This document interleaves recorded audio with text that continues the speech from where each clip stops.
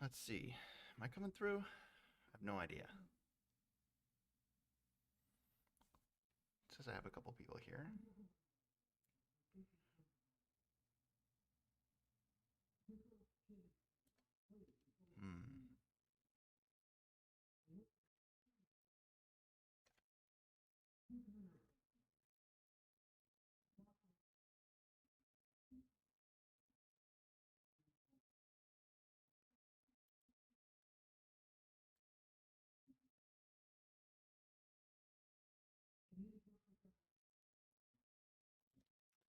All right. Well, I'm going to get this going because I have a lot to cover tonight.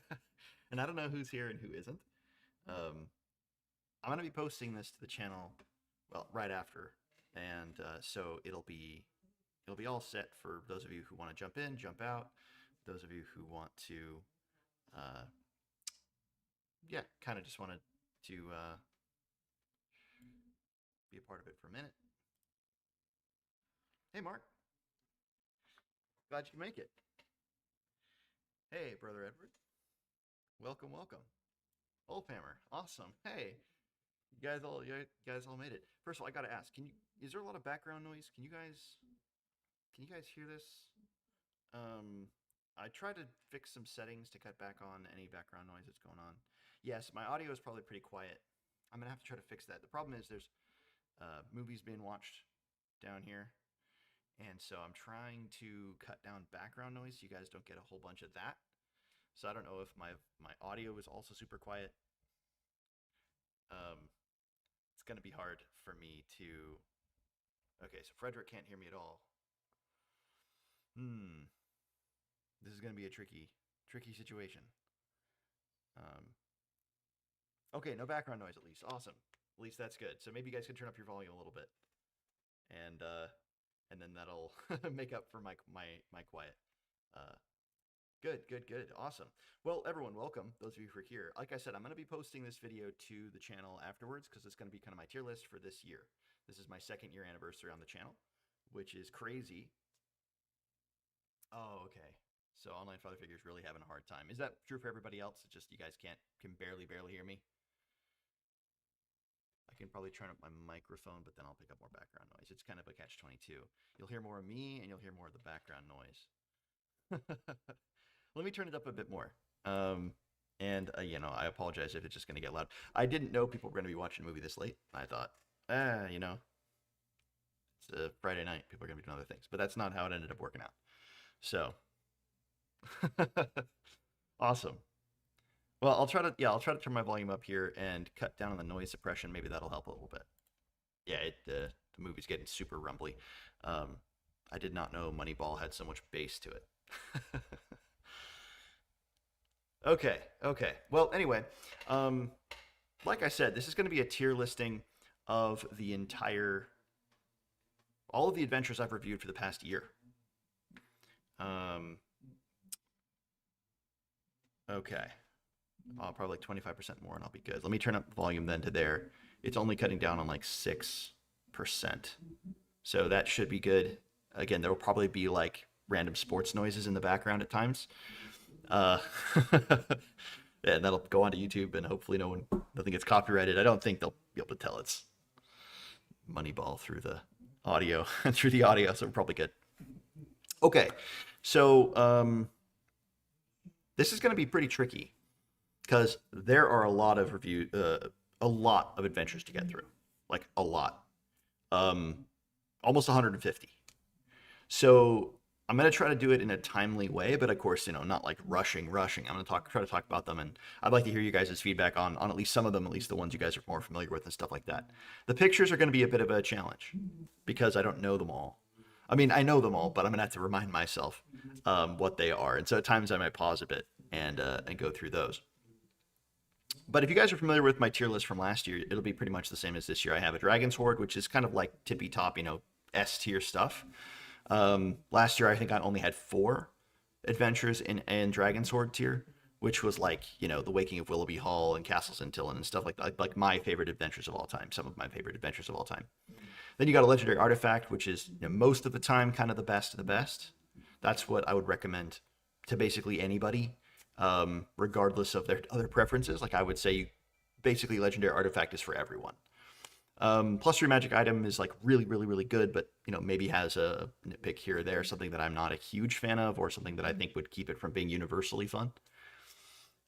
Pile of Golden Gems is super good value, great adventure, something that I would easily put into a West Marches or run as like a one-shot, but I probably wouldn't like build a whole campaign around it or something like that. Bag of Silver is like something I would include in a West Marches like as a location, but I probably wouldn't go out of my way to run it. Not because it's bad, just not my preference. And then some Copper Pieces is like the stuff that I probably wouldn't really play. It's just not for me.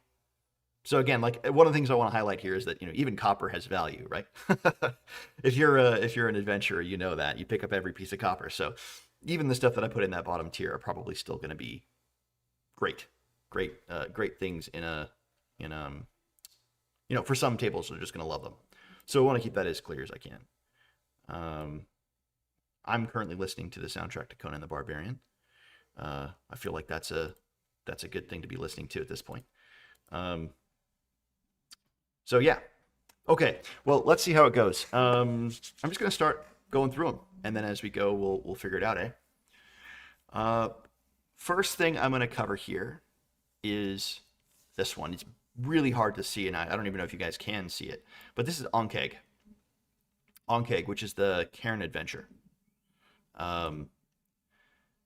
It was for a game jam, and I thought it was super cool. So basically, it's like Alien. That's the idea. It's like Alien. It's really good. It's really good. I think we're gonna start off. It's a very specific tone because it's horror and it's like chest burster horror. It's Alien. It's trying to take on that, but it's a good take on that. I think this is like upper end of piling golden gems for me. Maybe low. Well, would it be low magic +3 magic? No, I think it's upper end of pile of golden gems. Ankheg is really good. It has really cool references, like jokes to like references to Alien throughout, which I think are great. And so overall, I think it's a really cool adventure. Pretty cool adventure. And a good place to start. But the next one I think is actually something I'm more excited about. And that's a Diet of Worms, which is also for that same game jam. I think it was for the Knave game jam. But this one is really, really good. Like maybe one of the better adventures I've seen for Knave so far. Good. It's great because he has this like die mechanic for timing. If you guys ever saw the review for it that I did, you have to like actually do you keep a d6 at the table and you count it up or down, and that's what's going on in all the different locations, and all the different locations are keyed to the d6, so you know what's happening everywhere based on what the little pip is. So that's really, really cool. Hi Matthew. Hey, welcome. I'm sure people are going to be coming in and out. I don't expect anybody to stay for this whole thing. It could be like 2 hours, 2.5 hours. But I will be posting it afterwards, so if anybody's interested in that. Actually, I should start the recording. I realized I didn't start the recording. Whoops. Let me start that now. There we go. Now we're actually recording it. Oops. Okay, well, here we go. Now we're recording. Hey, everybody, welcome. We're just getting started. The only thing I've covered so far here is Ankheg, which is the first adventure that I put on this tier list here. And I put that in a pile of golden gems. The tier list is the same as last year for those of you who saw my tier list. And I just want to say as a thank you to everybody who, first of all, everybody in the chat joining, but also everybody who's just kind of stuck with the channel and all that. Chat, you guys can say hi to YouTube because I am going to be, as I said, posting this. So yeah, Frederick, I hope so. I mean, I wonder if anybody's going to make it the whole way with me, but we'll see. Yeah, brother, I think so too. I think it's a really cool mechanic, and it helps talk about the Diet of Worms, which is the second adventure here. It has that cool pip mechanic, so that you know exactly what like individual encounters are tied to it, locations are tied to it with different events at different pips, and so you can at a glance know exactly what's happening in the dungeon or in a particular location based on what's going on, and you just keep the die in front of you and mark it up. I think that's really cool. So I'm gonna put this in a +3 magic item. I think that's where it goes. I don't know if it's going to stay at the top of +3 magic item, but it's really good. And I think it deserves to be, I think it deserves to be pretty high. in my opinion. My audio is still okay. I turned it up a bit more. I hope that's okay to everybody. I think I can probably do some other shenanigans to make it a little better if it's still pretty faint, but you guys can let me know.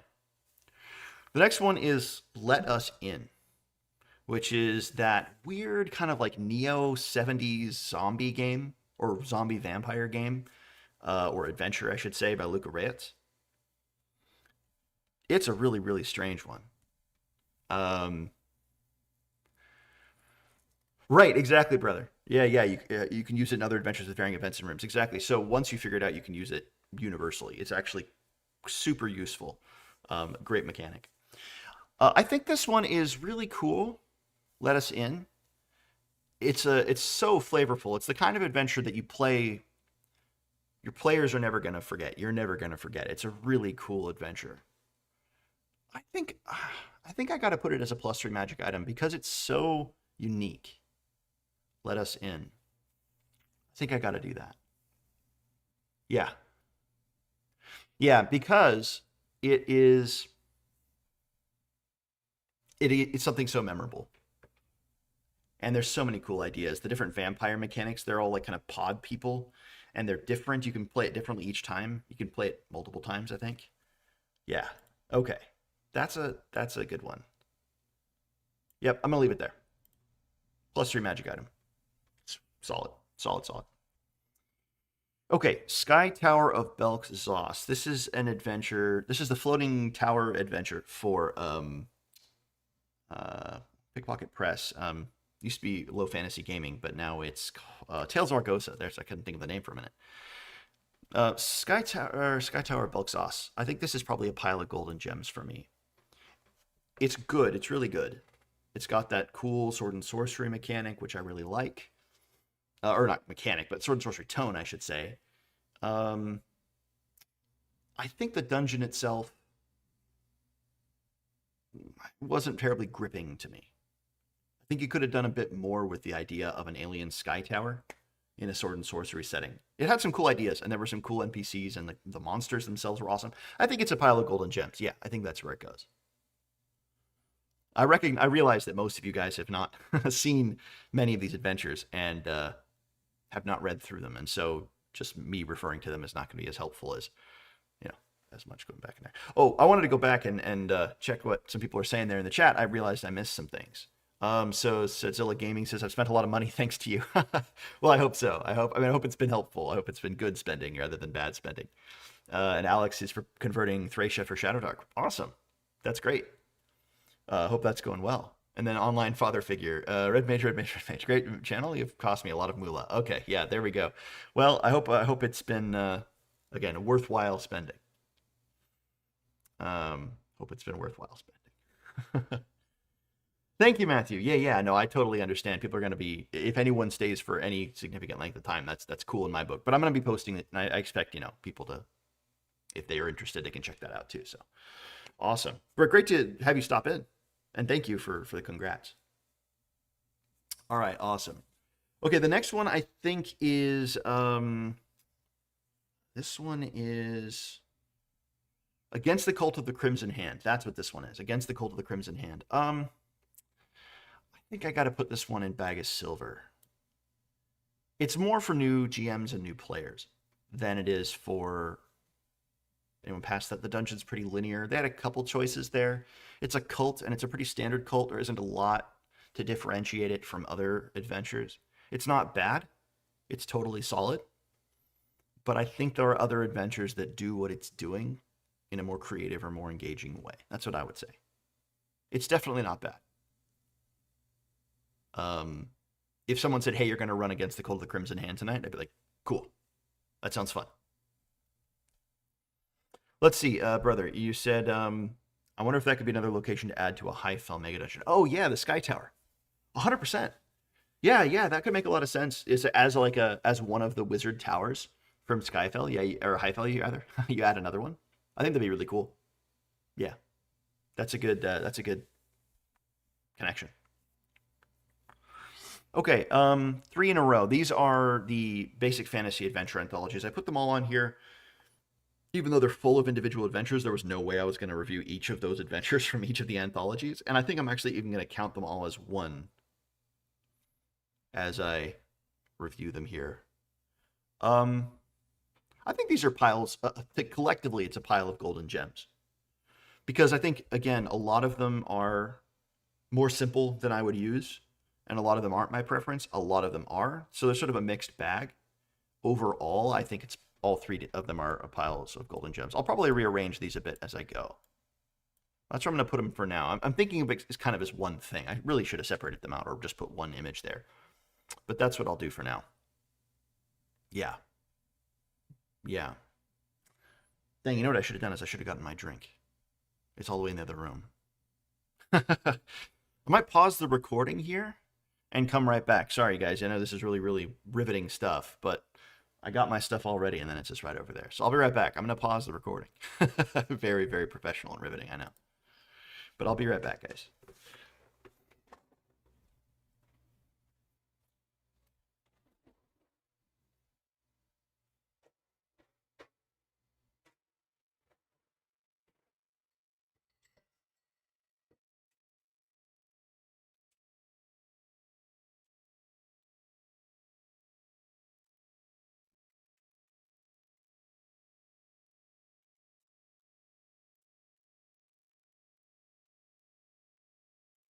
Okay, we're back, as you guys can hear.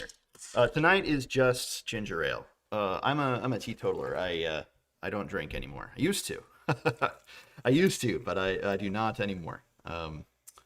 I was, what would you say? I was too good of a drinker. That's what I would say. So today it's just some soda pop. Awesome.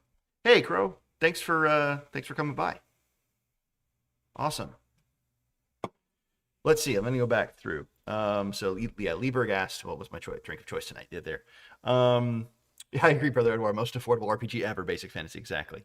Yep, Frederick, Shadow Dark. That's right. Crimson Colts for Shadow Dark. Brother Edward. And compilations are such a mixed bag since they generally have different authors for each adventure. Yeah, I agree. Right.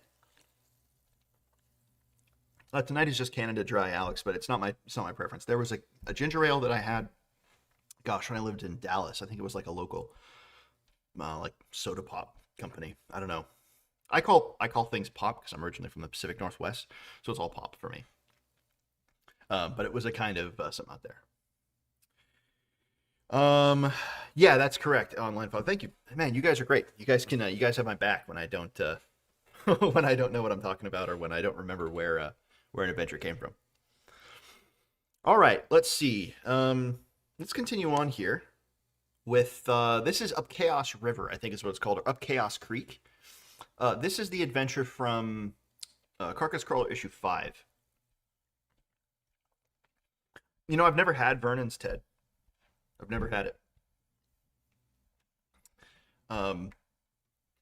I think this is a bag of silver. Verner's, yeah. Oh, sorry, either way, I don't think I recognize it at least. Yeah, I think this is a bag of silver. Thanks, Patrick. Yeah. It's a good adventure, but it's really short. It's not the highlight of Carcass Crawler for sure. I mean, issue 5 has a lot of other cool stuff in it. The Ratmen are actually more exciting than I think the adventure. So yeah, I'm gonna put it here for now. I might come back to it and rearrange it, but I think for now it's a bag of silver. I wouldn't really run it. It's a cool adventure. Again, it's got a cool hag. It's, you know, now that I think about it, it's got that really cool, like, river point crawl. I'm talking myself into putting it higher. Yeah. I'm putting it at the bottom of pile and golden gems. The river point crawl is really cool. I just remembered that. You've got different locations on the river as you're going up it. And it sort of reminds me of, like, it's like a take on Deep Carbon Observatory. That whole, like, flooded dam zone. It reminds me of that a little bit. Okay, I'm gonna put it there. Yeah. We got Caverns of Shennog. I like this one a lot. This is +3 magic item. I think it captures the tone of Sword and Sorcery better than the Sky Tower of Belk Sauce. And I really like the creepy creature at the bottom. This horrible godling. You know, this like worm, skinish worm thing Yeah, that's a good one. That's a really good one. Caverns of Shennog. Again, I'm going to rearrange things, I think, as I go. Oh, Hammer, you had me at Hag. Yeah. Yep. Okay, so we're going along. As you guys can see, I've got a bunch of these to go. This will be a couple hours, for me at least. Obviously, you guys are free to jump in and out, but I'm going to be going at it. Okay. The next one is Mana Meltdown, which I just reviewed on the channel. This is a +3 magic item. Yeah, this has got to be a +3 magic item. It's not a must run for everybody, and that's why it's not a legendary artifact. But I think it's like up here. I'm gonna put it there for now. Mana Meltdown is so cool, so flavorful, so imaginative. The dungeon is one of the best designed dungeons I've seen in a while. It's really, really interesting. Sort of the extra dimensional space aspect is used really, really well. So I think Mana Meltdown it's got to be a +3 magic item. If it were less body horror, I think it would be more universal. Is that why I'm putting it? Oh, yep, I'm putting it there. I wouldn't recommend it to everybody, and for that reason, I'm not putting in a legendary artifact. That's my rationale. I wouldn't recommend it to everybody. I would recommend it to many, many people to get and to run. Maybe I would recommend it to a more select few. I don't know. I don't know if you guys have any thoughts on that one. Mana Meltdown. Really cool. Really, really cool. Yeah. Okay, I come back to it. I mean, I'll rearrange it, I think. But I'll leave it in +3 magic item. It definitely goes there. For me, at least. All right. Let's see. What do we have here next? Oh, Anomalous Subsurface Environment. So, Scott, I've run certainly not half of these. No. I wouldn't even say I've run a quarter of these. I'm mostly going off my read of them. Yeah. When I come across one that I have run or run significant parts of or taken significantly from, I'll let you guys know. That'll help you guys inform my tier list. But this is my impressions from my flip throughs and reviews. This is not games that I've run. My tier list of games that I've run will be a lot shorter. A lot shorter. But that's a great question, Scott. I should have probably clarified that earlier. Yeah. No, I have not run all of these. That would be so awesome if I had, though. Man, if I could run all of these, I mean, I would be happy. I would probably just be happy if I could just do that. Run these individually. Okay. Anomalous Subsurface Environment. It can't be any lower than a pile of golden gems because of the sheer amount of stuff in it and because of the creativity of the ideas. But whether it's a +3 magic item or a pile of golden gems for me, what's a question? Yeah, Brother Edward, I agree. It actually has a fair amount of gonzo-ness, right? Gonzo. And so, I think there are some people who, for their tier list, would probably put it at the very top, and I think there are other people who would put it at the very bottom. I don't know if you guys know what I mean by that. Like, it's very divisive because it's so particular. Anomalous Subsurface Environment. It's got to be it's a +3 magic item. Maybe it's on the low end of +3 magic item for me. But it's got to be there. Yeah, Scott. So much content, so little time. Yeah, agreed. Okay. I think there are going to be some people who are mad at me putting it there. But that's where I'm putting it. I think that's what I think. Okay, next one is gosh, what's it called? Something about winter. The Book of Winter. The Book of Winter. That is it's a cool one. It's a cool one. Pile of golden gems, I think. I'm going to put it on the lower end. Maybe I'll put it here.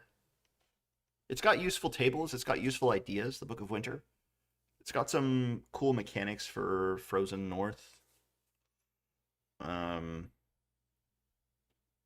think Tales of the Wolfguard was more enjoyable for me. Anyway, yeah. Okay. Yeah, pile of golden gems. Hey,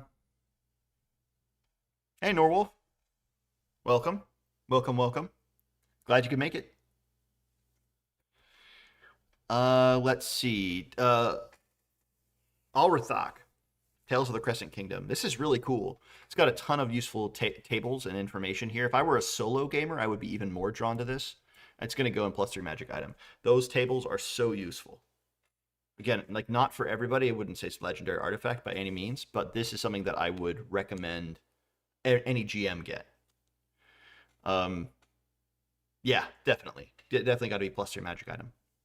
I would put it ahead of a Anomalous Subsurface environment. Actually, I'm gonna put it up here. There we go. That's fair. That's where I would put it. It's in my book. It's better than Let Us In, but Let Us In's really good. I think this was the trend last year too. I started off with a bunch of stuff in +3 magic item and piles of golden gems, and then the others started to fill out as the video went on.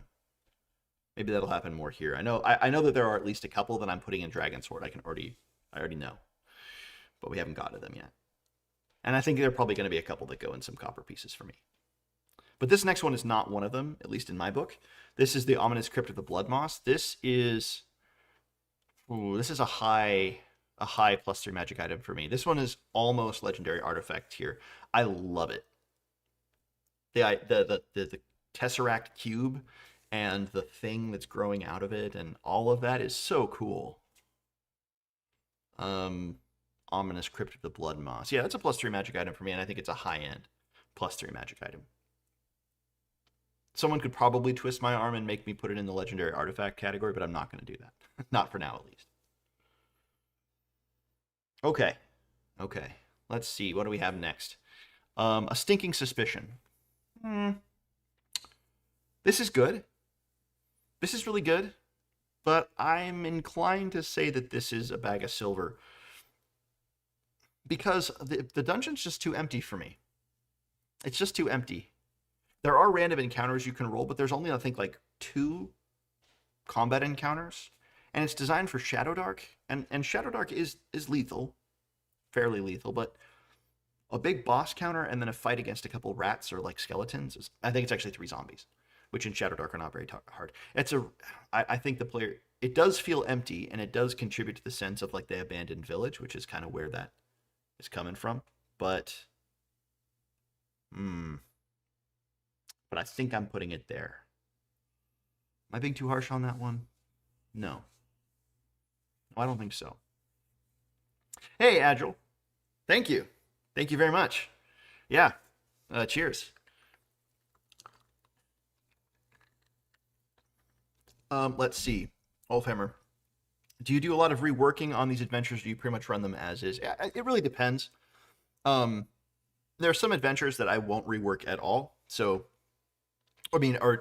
adapt them just as much as what happens at the table, right? Like, I don't think of the book as a script. I think of it as notes. And so I'll riff on it, right, and change things as I see fit at the table. But I won't go ahead of time and rework things most of the time for really good adventures.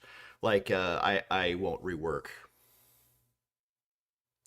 Well, actually, now that I think about it, I even reworked something like Waking of Willoughby Hall just a little bit. Made the giant a little bit more communicative the first time I ran it. Second time I ran it as is, but both times were great. Most of the time, I think I'll adapt them to my settings. I would say like 75% of the time I will work them up quite a lot. But yeah. So yeah, 75% of the time I rework a lot of adventures quite a lot. Let's see, Mark, are there any adventures here that are crossovers from your last tier list? All new. These are all new. Nothing from my last tier list. I have 2 adventures that I realized I didn't include in my last tier list, and so I added them on. But spoiler, they're going to be both pretty low.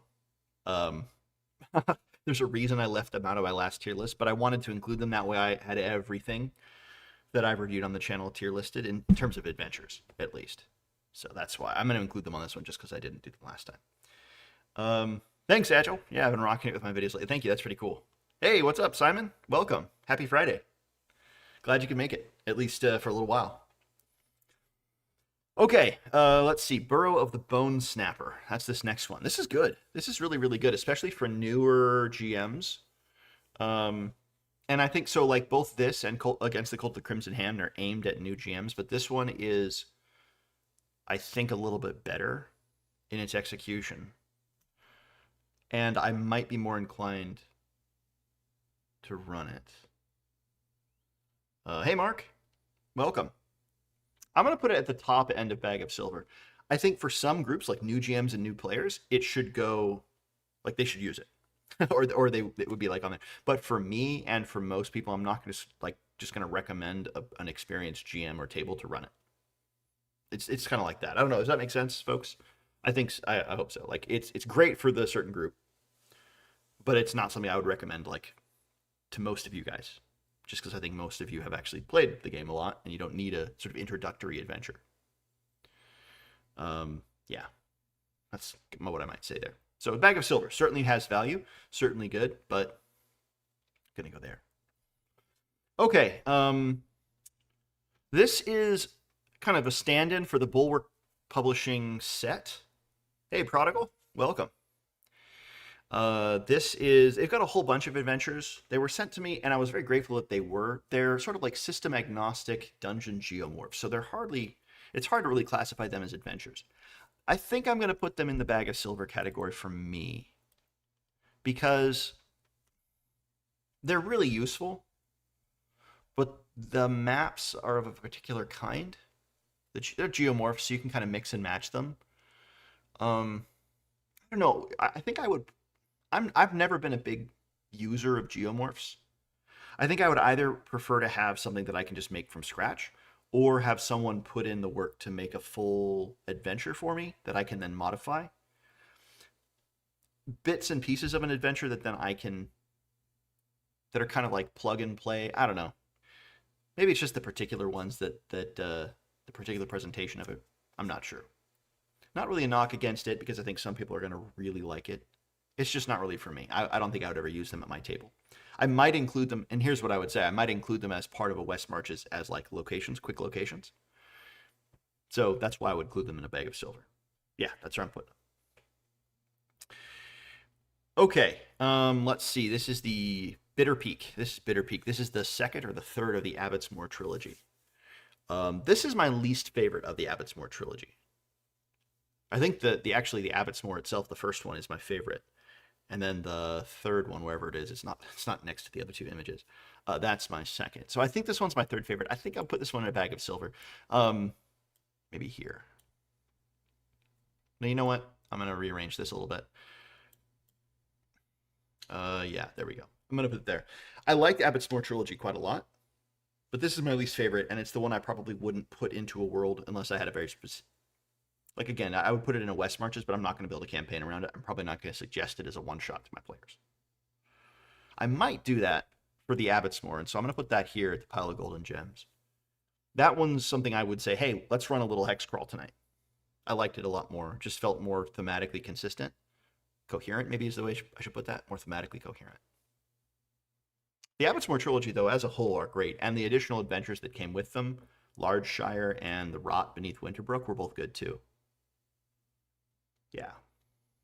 Okay, how are we doing? I think we can get through this in a couple hours, especially as we start speeding up a little bit. I've already gone through, actually, a good number. We'll make it. And if it goes 2.5 hours, it goes 2.5 hours. All right.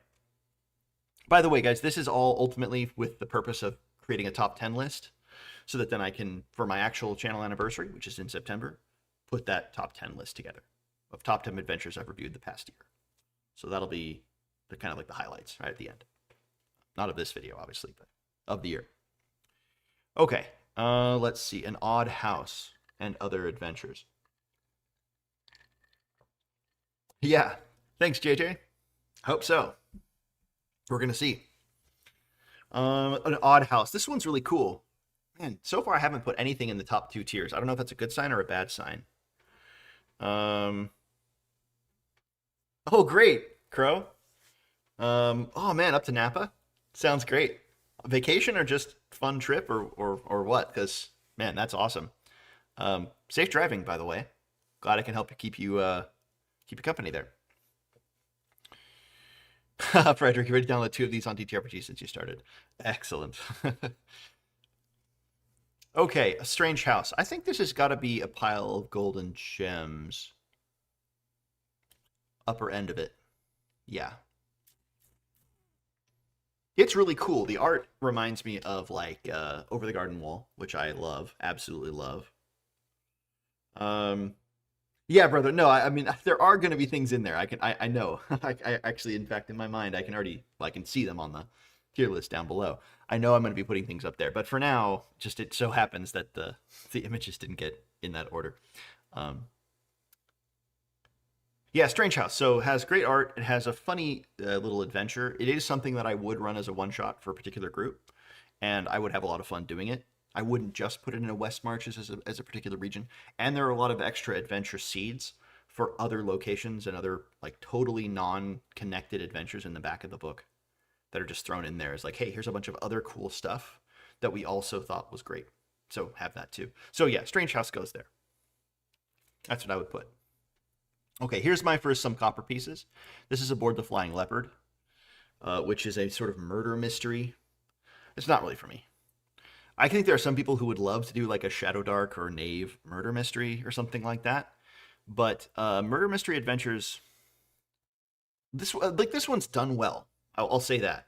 This is not a knock against this particular execution of the murder mystery vibe. It's like a ship. It's called the Flying Leopard, and I thought they made a huge, just like thematic miss by not making it an airship. They made it just a regular ship. I really think it should have been an airship. In fact, in my mind, I always think of this as the airship adventure, even though it's not. It's like a clipper ship. But it's like a fantasy murder mystery, a whodunit, and I think those can be fun, but it's just a very specific group that would be interested in that, and I'm not really interested in running it, so I wouldn't put it in a West Marches for me. Again, not a knock against it, just not for me. Okay, this next one I think is Blood for the Blood King or something like that. I forget the name of it. It's a DCC adventure. Something about blood and kings. Blood for the Snake King, actually, I think is what it's called. I don't remember it very well. Yeah, exactly like the Flying Dutchman, just not quite the same. Flying Leopard instead of Dutchman. But yeah, a Clipper or something like that. I think this is a bag of silver. I would put it in a West Marches of a sort of jungle setting, because it's like a ziggurat lost in the jungle. But I think there are better executions of that idea than this one. It's DCC, which is good, but it doesn't lean into the weirdness.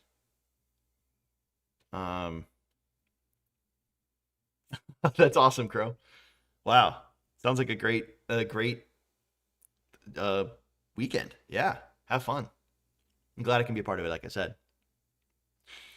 So, like I said, it doesn't lean into the DCC weirdness really as much as I think it could. And they're for like kind of a standard ziggurat overgrown in the jungle, which is cool.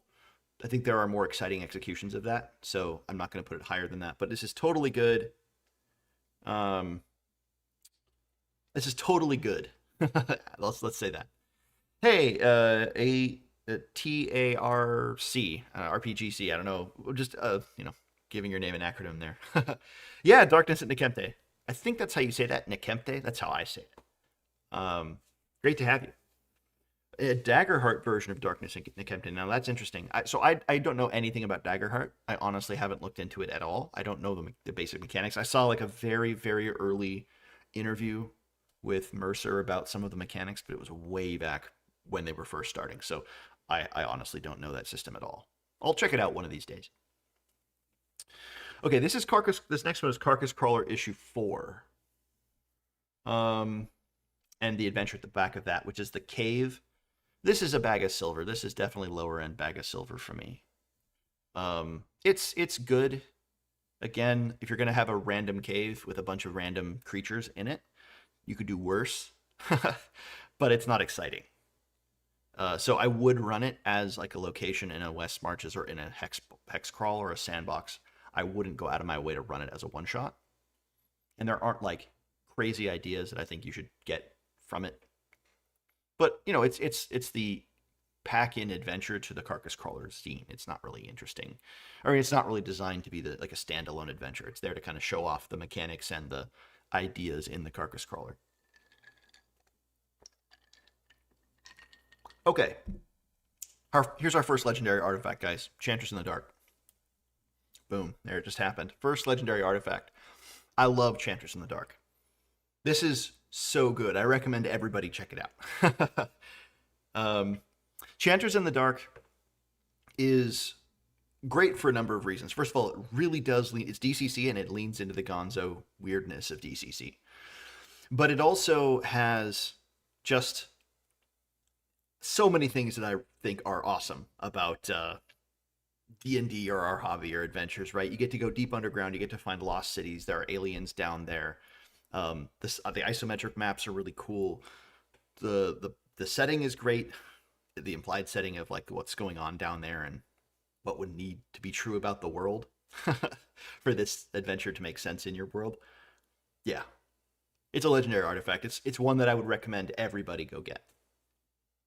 Now, if you don't like the DCC weirdness and gonzo, well, okay, you probably wouldn't like it. But this is one I would say. Okay, Escaped Blackboot Bog. Such a cool idea. I think the execution is a little flawed at times. This is another bag of silver. Not because it's a bad adventure, but because of the execution. I think there's a lot of really cool encounters and ideas here. And I would include Blackboot Bog in a West Marches. But I wouldn't go out of my way, again, to run this as a one-shot. Yeah. The creature is really creepy. But there was a weird, like... It didn't make any sense. Yeah, the ending, the villain's motivations were very, very confused. And I think there was actually just a straight-up mistake in the writing. I mean, I don't mean like they made an error in, like, saying the wrong thing. I don't think they thought through the scenario fully. Now, it was like it was a game jam adventure, so that makes sense. It might not be, yeah. But anyway, that's just my take on it. But it was a cool location. Okay, this is Downsized Dungeons issue 6. This is the last Downsized Dungeon issue that they released, and I haven't seen anything since then. I was my last tier list. I was pretty hard on all the Downsized Dungeons. They were all either copper pieces or bag of silver. This is my favorite by a significant margin. I think this is going in a pile of golden gems. It's a couple of a couple of ghosts that are murderers, and they're twins, and they're hiding out in like a city basement and murdering people and kidnapping people. Like that's a great idea. And the locations are very small, compact, but cool. Easily dropped into a city. I could see running this as a, kind of a, probably wouldn't be my first choice, but if someone's like, hey, can we do like a really quick one shot in a city? I'd put it there. Stone Pit Crossing. Yeah, it's coming up. It's coming up, Mark. Or did I already? Now that I think about it, isn't Stone Pit Crossing? I think I reviewed that in my tier list last year, Mark, so it won't be in this one. If I included it, yeah, I mean, I think it's in my tier list for last year. I don't think it's in this one. I might have just left it off, unless it's on here and I don't see it. But I went through all of the adventures that I did this past year, and I included them. So if I didn't get to it, it's either because I missed it, I forgot, or it's on the last year's tier list. But I don't think I missed it. Now that I say that, it's very possible that I did. Stone Pit Crossing. That's the Dwarven Dam, right? I put it on my West Marches map. Stone Pit Crossing. Yeah, dude, I would say, I mean, it's high pile of golden gems. If I don't find it there, that's what I would say, because that's an adventure that I would run on its own, and I would certainly include it in a world, which I did. So I think that's high pile of golden gems for me. Yeah. If I run and cross it on here, I'll put it up there, but that's where I would put it. Stone Pit Crossing. Okay. let's see, which one's this one? Crypt of Valerius. That's what this one is. Crypt of Valerius. Crypt of Valerius. It's a bag of silver, I think. I think that's actually exactly the right place for it. The reason I say that is because, again, I think we've seen the crypt thing kind of a million times. So in order for me to look at a crypt adventure and be like, okay, I want to run this, it's got to do something interesting, right? It's got to do something different. It's got to be special, because we've all done crypts many times at this point. We've done monsters in crypts. We've done undead in crypts. We've done cults taking over crypts. We've done vampires in crypts. We've done crypts to death. No pun intended. So I think in order for me to be really like, wow, this is a great crypt adventure, it's got to do something. And this one didn't do something. It was just kind of a cool crypt. So I'm putting it there. I would put it in a West Marches. I'd put it in a hex crawl. I'd put it in like a sandbox. I'm not going to go out of my way to run it. But it's something that I would run, so it's not in copper pieces. Okay. This is gosh, I always forget. I always mix these up. But this is the tower. It's not Scythian Tower. Scythian Tower is the second in the set. This is, goodness, I cannot remember the name. It's the one where you have the creatures. Date of Expiration. Found it. Found them. My memory palace. I got to it. Date of Expiration. This is a legendary artifact. Top of legendary artifact. I'm this close to putting it in Dragon's Hoard. The only reason I'm not putting it in Dragon's Hoard is because I know, because it has, well, there's a couple things. I think the hex crawl at the beginning is cool. It is, in my opinion, a distraction. As weird as that sounds, it's a good hex crawl, but I just prefer the dungeon. So it's like I would probably just skip the hex crawl, and I would just run straight to the dungeon. I would just put the dungeon in my world and ignore the hex crawl around it. So it's definitely a legendary artifact. Date of Expiration. Very, very good. Very, very good. Okay. Cave of Coagulation. Might sound weird, guys. I think this is a +3 magic item at the top. This is the Cheese Cave. This is the Cheese Cave, right? This is the one where you... Good, Matthew. I'm glad you thought that was funny. This is the one where the guy opened the scroll to age the cheese, and the spell went horribly wrong. It's a funny take on the mad wizard and the evil wizard doing some horrible experiments, right? Cheese experiments. All the monsters are cheesy. There's tons of cheesy puns throughout. Yeah, it's a +3 magic item. This is one that I recommend everybody get. Cave of Coagulation. Yeah, that's a good one. Okay, Hyena Boy. This is some copper pieces. Hyena Boy is a very short adventure that I didn't really even talk about specifically. It was it's a part of Letters from the Dark, Monster Mash, which is I think number 6 or 7. It has a bunch of monster-related adventures in the back, and there are a couple that are really good, and a few that are really not good. And this is one of the ones that I thought was very not good. I shouldn't say not good. Not for me. It's just weird. It's like a circus with, you're playing gnolls. Anyway, just not for me. But I think there are some people who might find it really cool. Yeah, some people might find it really cool.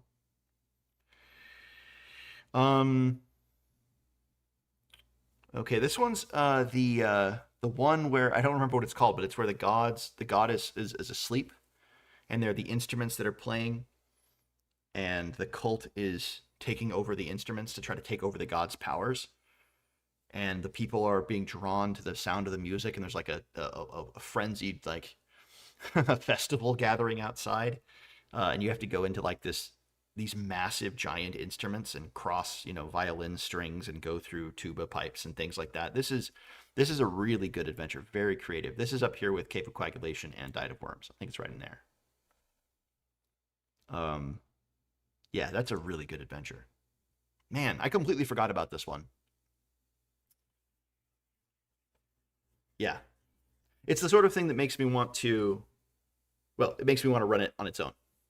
It would be harder to fit it into a world, but it's one that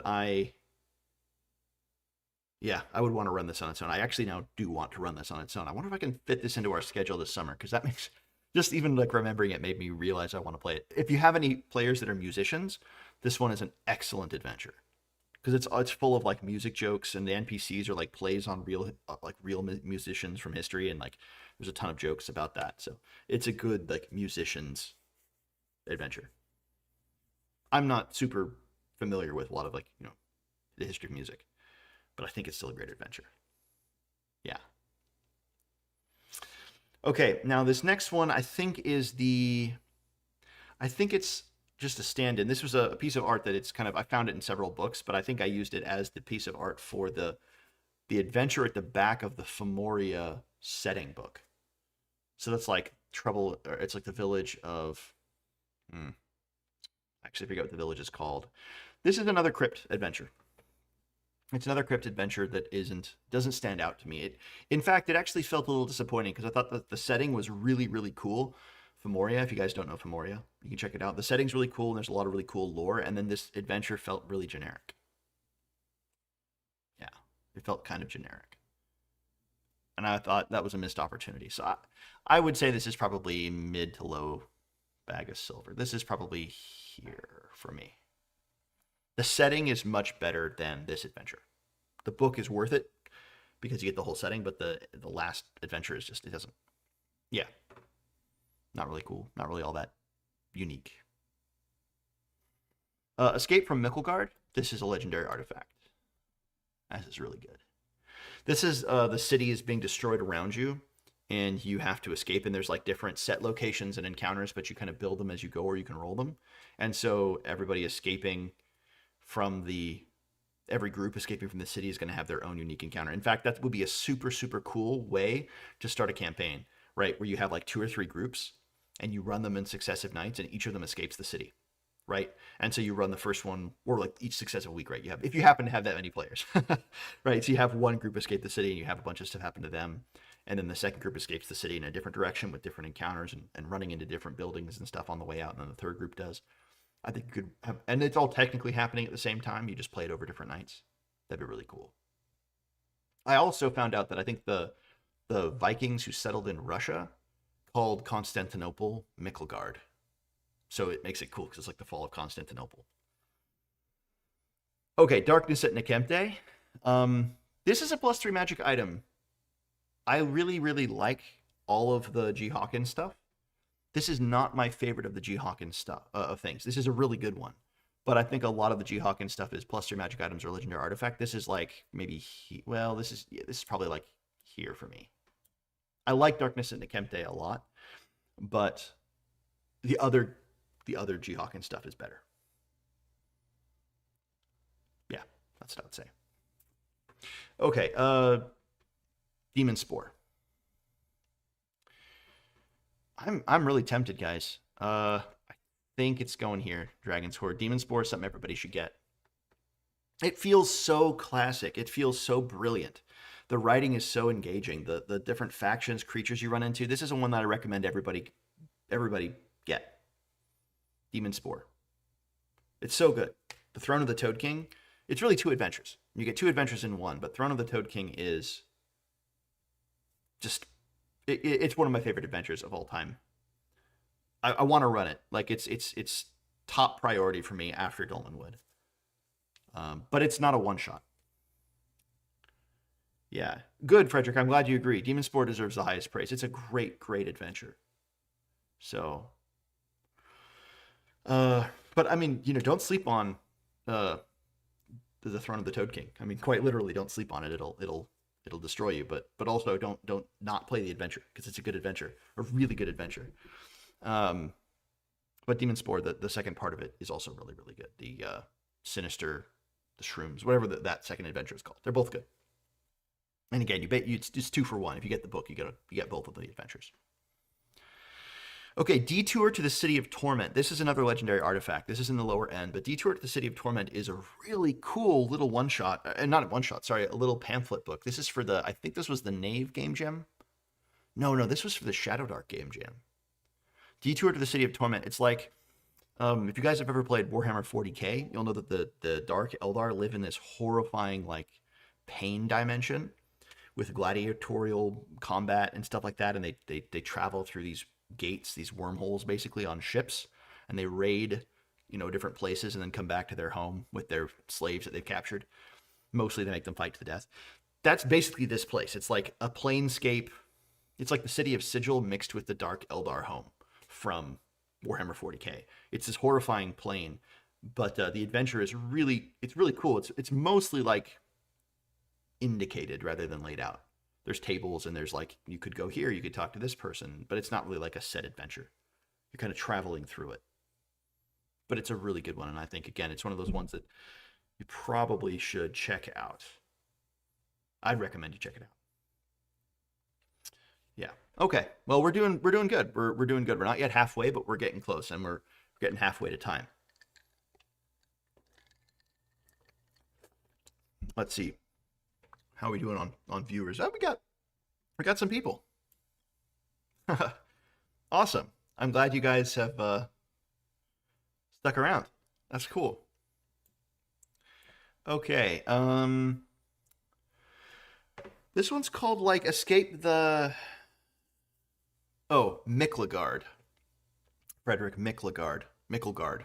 Miklegard or something like that. Escape from Miklagard. Yeah. It's a great one. Okay, I think this is called Caught in the Snare of the Eternal Executioner. This is one of the ones that I actually forgot to review in my last tier list. So this is a year or so ago. It's a Shadow Dark Gauntlet where everybody starts in prison, and the prison is getting destroyed by a giant worm. It's like a purple worm. And then you've got to get out of the prison before it's destroyed, and there's like this horrible undead executioner who was waiting to kill all the prisoners, but he's not going to leave before they're all dead. So he's hanging out at the end of it, and you got to get past him. It's a cool one. It's a good gauntlet. I think I'll put it here because it's not the sort of thing I'd put in a it's not the sort of thing I'd put in a West Marches, but it is the sort of thing that I would run as a gauntlet for the certain kind of group. It's a little linear. You know what? So the movie's over. Let me see if I can change my volume here. I'm going to go in. I'm going to turn off the sound suppression. Because now that the... let's see. Can I do this? Okay. Filters. All right. How are we doing? Is that better? Can you guys hear my my voice, my volume? Is it better than normal? It's just about normal. The movie's over, so I feel like I can turn off all of my sound cancellation, my background noise cancellation that I had on. Let me know if it's any better or if it's just the same. Okay, Dwemer Mount. Now this is a controversial one for a number of reasons. First, I don't know, Ulfhammer, if I did for all of them. I mean, there's actually just not enough characters in the description. I tried to do that last year, and I got like halfway through, and I ran out of characters. So, I don't know. I don't think so. If you have questions about any particular one, though, you're totally free to either ask me now, or you can ask me in the comments of the video later if you want to like check it later.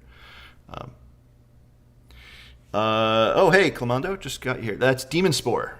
I think it's by Matthew Finch, is that right? Am I thinking of the wrong guy? But it's a double set of adventures. It's 2 adventures in one, and it's so good. So good. Okay, let's see. I got to get to Dwemer Mount, though. Dwemer Mount is,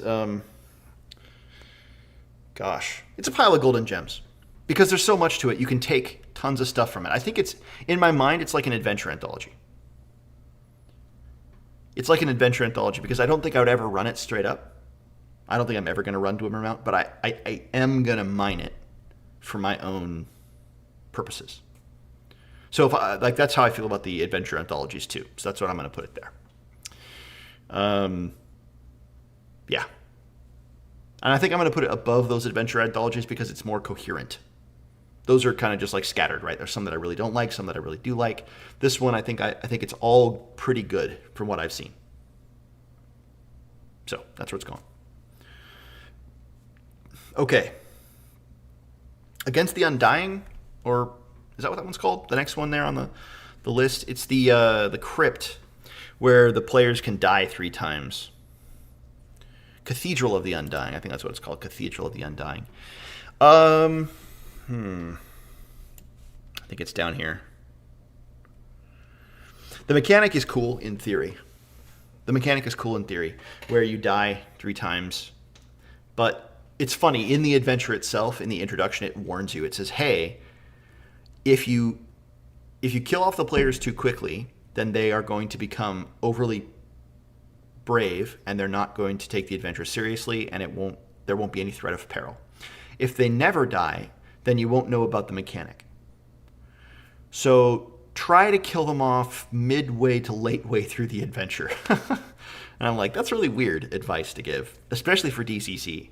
I don't think there's any reliable way to make sure in DCC that your players don't die right off the bat unless you're fudging dice constantly. And I don't really like to do that. So I think I'm going to put it there. No, that means I'm going to put it in Bag of Silver. Yeah, I dropped it. Wow, I just dropped it way down. But I'm putting it there because I don't think I would ever run this. Would I put the Cathedral in a... Yeah, I might put it in a hex crawl or something like that. But I would never... I don't think I would run it on its own. Yeah, I just dropped it so far down. But now that as I'm thinking about it, it's actually... I'm realizing I don't like... I would not want to play an adventure which forced me to fudge dice in order to make sure it went well. Like, I think that's bad design. Like, I could understand, like that, like, it seems like they're trying to aim at something that isn't proper to an RPG, which is control the particular feelings your players are having at any given moment. Make sure they don't feel too brave or too, I don't know. That's where I'm going to put it. Okay, The Lost Roads of Dol Karok. This is another really good one. This is upper end of Pile of Golden Gems because there's so many cool ideas in that. I would definitely run the Lost Roads of Dol Karok. And I think putting that in a... Well, really, if you're going to build any kind of Underdark, the Lost Roads of Dol Karok is a great resource for it. Yeah. Yep, that's another good one. I think that's another good place to put it. Okay. What do we have next? Caverns of the Sacred Fire. This is a Knave adventure. The art is fantastic. The dungeon is creepy. It's flavorful. This is a high-end Pile of Golden Gems. Now, is this low? I'm trying to think of if I compare it to the others on here. I think it's right there. High-ish Pile of Golden Gems. It's a solid adventure. It's creepy. It's got some cool items. Yeah, I think actually that's perfect for it. I was about to say I think it might be a little lower than that, but no, it's really good. It has just enough gross weirdness that I don't think I would run it quickly as a first choice for any group. But it's also not over the top. It's not horrible. It's not body horror. It's not gruesome in that way. And it's claustrophobic. It's cool in that way too. And again, the art is really, really good. So that's where I'm going to put it. That's a good one. Okay, the Crypt of Kursaba. I think for me, the Crypt of Kersaba is a bag of silver. Upper end a bag of silver, but a bag of silver nonetheless. It's not as good in my mind as either the Caverns of Shennog or the Sky Tower of Belksos. It's another crypt, kind of. And it's a cool... It's a really well laid out dungeon. I think I'm being a little too hard on that one. I think it should go up here. I think it should go at the lower end of Pile of Golden Gems. Because, again, I think I would be more inclined to run it on its own than something like Escape to Blackboot Bog. Yeah, certainly. And now that I'm looking at it, I would run it more than Snare of the Eternal Executioner. Yeah, Mike, so you can only find it on Lulu. I think that's the only place I've been able to find it. You can get it either in print or in PDF there, but I think you have to buy it on Lulu. If you go there, if you go into Lulu and search Demon Spore, I think it'll come up for you. You might be able to get it on Amazon, but I don't think so. I think it is just Lulu. That's the only place I can find it.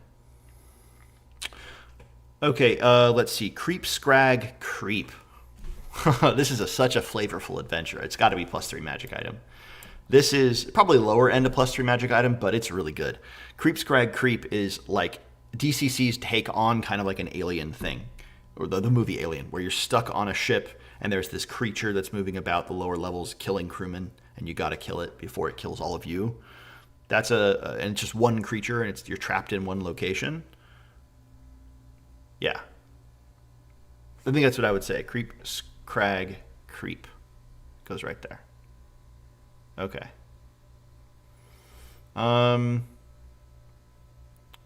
Let's see here. Is my I'm watching the little thing on the top left. Can you guys see the adventure there? Is that coming through for you? The little purple, the little one right here? I don't know if you guys can see that or not. For some reason, it's not showing up on that one image is not showing up on mine. I don't know why. Oh well, c'est la vie. It might just be like some weird... Oh no, okay, never mind. It's there. I'm completely crazy. Sorry, I was like the wrong place. I'm done. Okay, next adventure here is... It's sort of like a randomly generated mega dungeon into the Thunderdome or Shadow Dome. I think it's called Into the Shadow Dome or Thunderdark or something like that. It was for GaryCon or something like that. It might have been Gen Con. It was like a run a quick dungeon at the table using just random tables. And I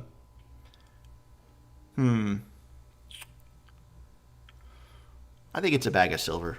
It's got some good tables in it, but I wouldn't use them to generate a dungeon. I think there are better dungeon generators out there. And if I was going to run something at a convention, I don't think I'd run that. I wouldn't run that for... You know what? I think it actually goes down here. I don't see any really circumstances where I'd run this. Because if I have the opportunity to run for people, I'm going to run an adventure. If I'm going to use random tables to generate something off the cuff, I would use like maze rats. Yeah. So it's cool. And I think some people would really, really, really like it. But I'm putting it there. I'm putting it there.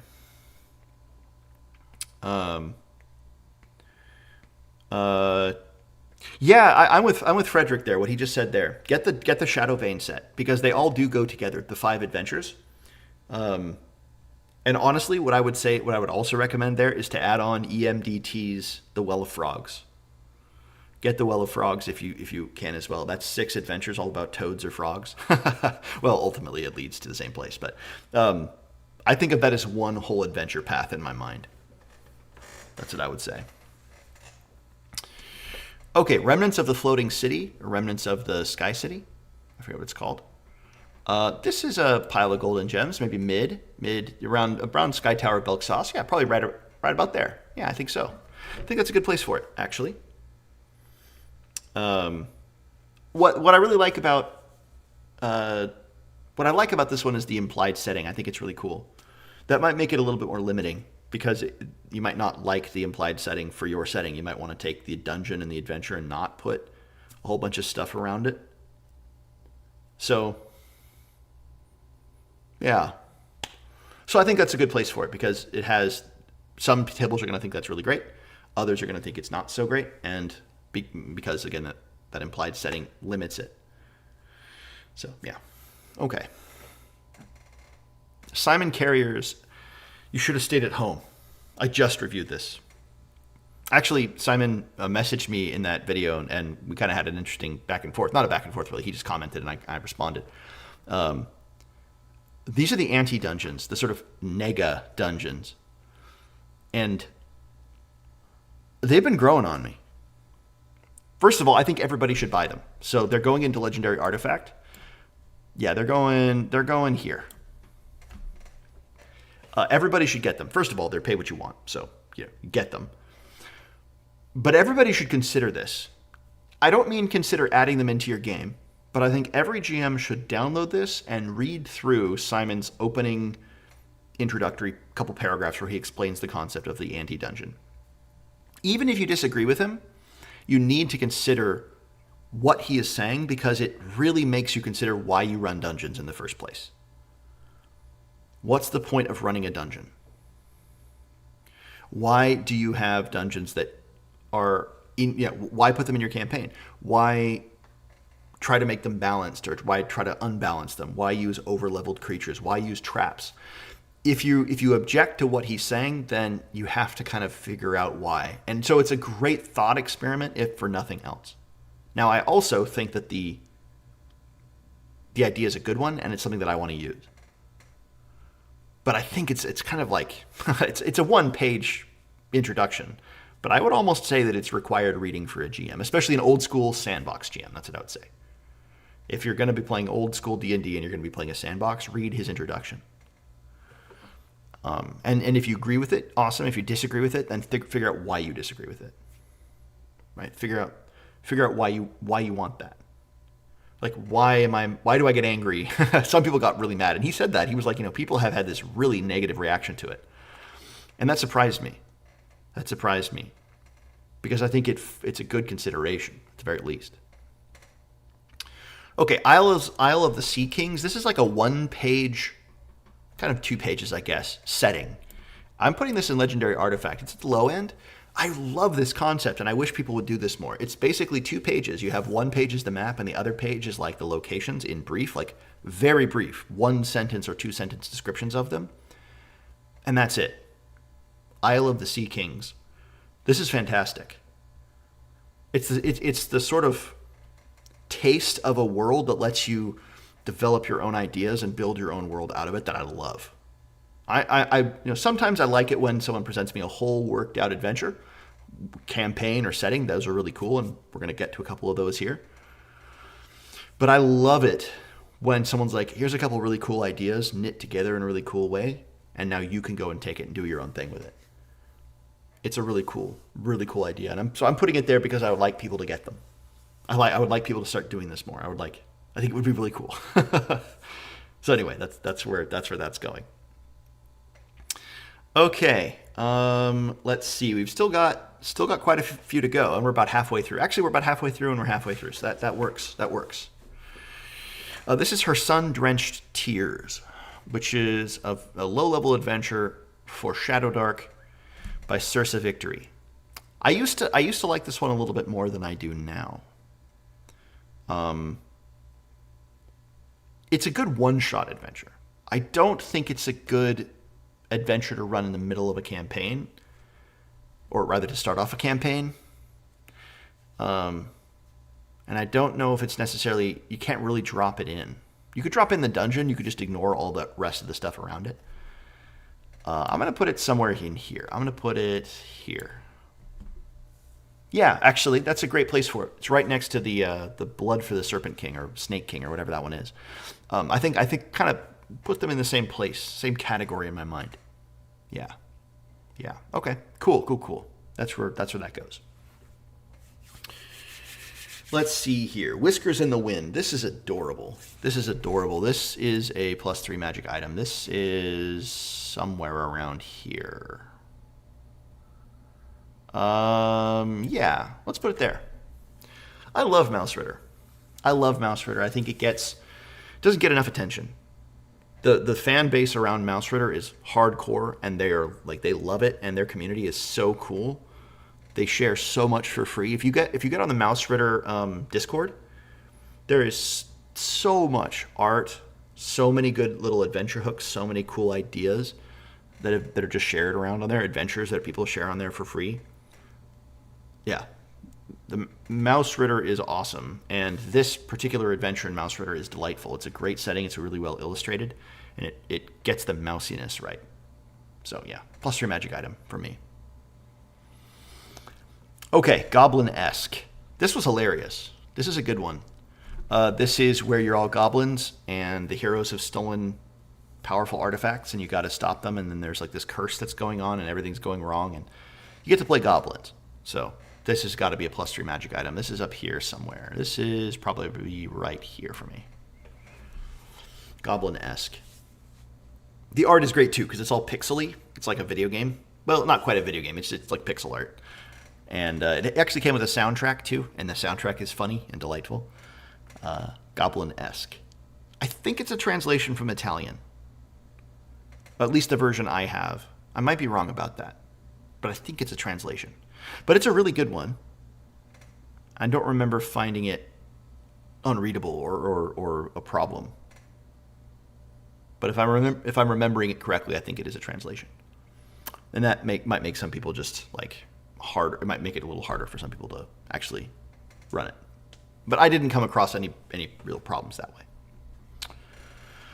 Okay, this is Gatehouse on Cormac's Crag. This is a demon sword. Or a dragon sword, excuse me. A demon sword. This is a dragon sword. Gatehouse on Cormac's Crag is a free mini mega dungeon with hand-drawn art, a hand-drawn world. It's just such a delight. It's a dragon sword not because I think it's the best adventure I've ever played. I would put it in, well, I don't know. I mean, actually, I think it's, I just want to recognize this as it's so cool that people would do this, put so much work into a 5-level mega dungeon, really, do all of their own art, all of their own work, and then give it away for free. That's so cool. So yeah, this deserves praise. And the adventures themselves are actually really cool too. It's one thing to take the traditional village, nearby mega dungeon, and it's another to do that well. Right? Like, I think we've all gotten used to the idea so much that we kind of just take it for granted that it's like, yeah, there's a village and a dungeon. And we just don't pay enough attention to a funny, well-crafted village. And to those connections between the village and the dungeon. And I think the Gatehouse on Cormac's Crag actually did a great job there. The dungeon itself is also great, the way that it's laid out with the different histories and how each of those histories plays in to the dungeon so that it's not just vague background information. It's actually stuff that you will need to know to run different levels of the mega dungeon. And I say mega dungeon because the whole thing is not, maybe in quotes, because it's not actually like, Ardenvol or something like that. It's not huge. But this one deserves more recognition. It's a great one. So I'm putting it in Dragon Sword. It's a great, great adventure. Okay. And I love the isometric map. The side map of the dungeon. Not isometric, side map. This one is Woodfall. It's the village, or it's the hexcrawl, the mini hexcrawl setting, the mini setting, where you have like a witches' commune, basically, like an anarchist witches' commune out just beyond the kingdom's borders. And then it's bordered on this wild swamp with a whole bunch of creatures out there and weird, wacky, wild things. This is a +3 magic item. Maybe on the lower end for me, maybe a little above Anomalous Subsurface environment. It's really good. And it's got some great ideas like the Mask Shop. I love Mask Shop, ever since. I think it's obviously influenced. It's got to be influenced, in my opinion, by Majora's Mask. You get like the Mask Shop and all the different masks you can wear. And they all do different things. And it's really cool. But it's also just got funny ideas. Like there's a communist group of like kind of radicals out there, and they all have names like like Brother Lenin and stuff like that. And it's just it's kind of tongue in cheek. It's funny. You can get a bunch of great ideas from it, and I think it's worth having to try to mine it for your own games. Did I say witch hunt for that one? No, I don't think I did. But there are witches. It's like anarchist witches out there who are hanging out there. There is a witch hunt, actually. I mean, now that I think about it, there is a it's like a spy from the king who's trying to like take down the witches and stuff, but they're incognito. Okay, Isle of the Evil Eye. That's the next one. I think this is, Witch Commune, exactly, that's right. I think this is probably a pile of golden gems. I really like this adventure, actually. I'm going to put it there. I really like this adventure. It had a really cool, like, off island that doesn't initially look like a way into the main island, but it actually is. It's kind of a cool... it's called Woodfall, Prodigal Son. The witch one is called Woodfall. Yeah. I think that's what it's called, Woodfall.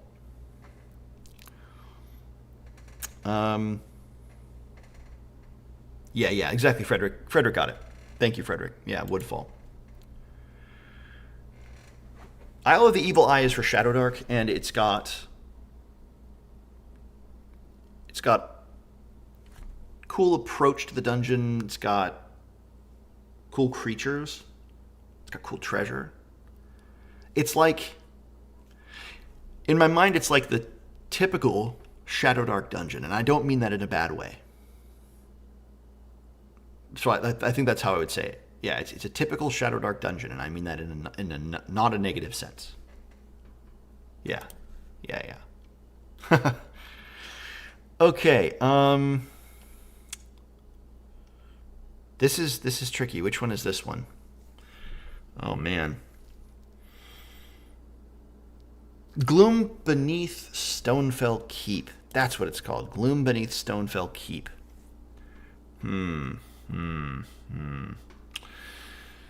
I think I got to put it in some copper pieces. And again, it's not bad, but it's a very generic ruined keep. And again, we've seen that a lot, and especially we've seen it a lot with like undead kind of just hanging out down there. This one has some more interest in like the backstory. They're like murdered kids down here, which is pretty intense. But it aside from that, nothing stood out to me as like, ooh man, this is interesting or really cool. It's like a very proficient ruined keep, and that's just something that we've seen a million times. Yeah. I think actually I'm going to put it up here for that reason, because I'm realizing I put other things that I've described that way up there, and that makes more sense.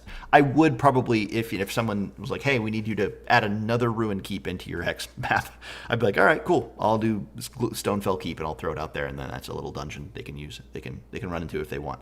I wouldn't go out of my way to run it, but it would be useful in a west marches, or if you needed to kind of fill up another kind of ruined keep space.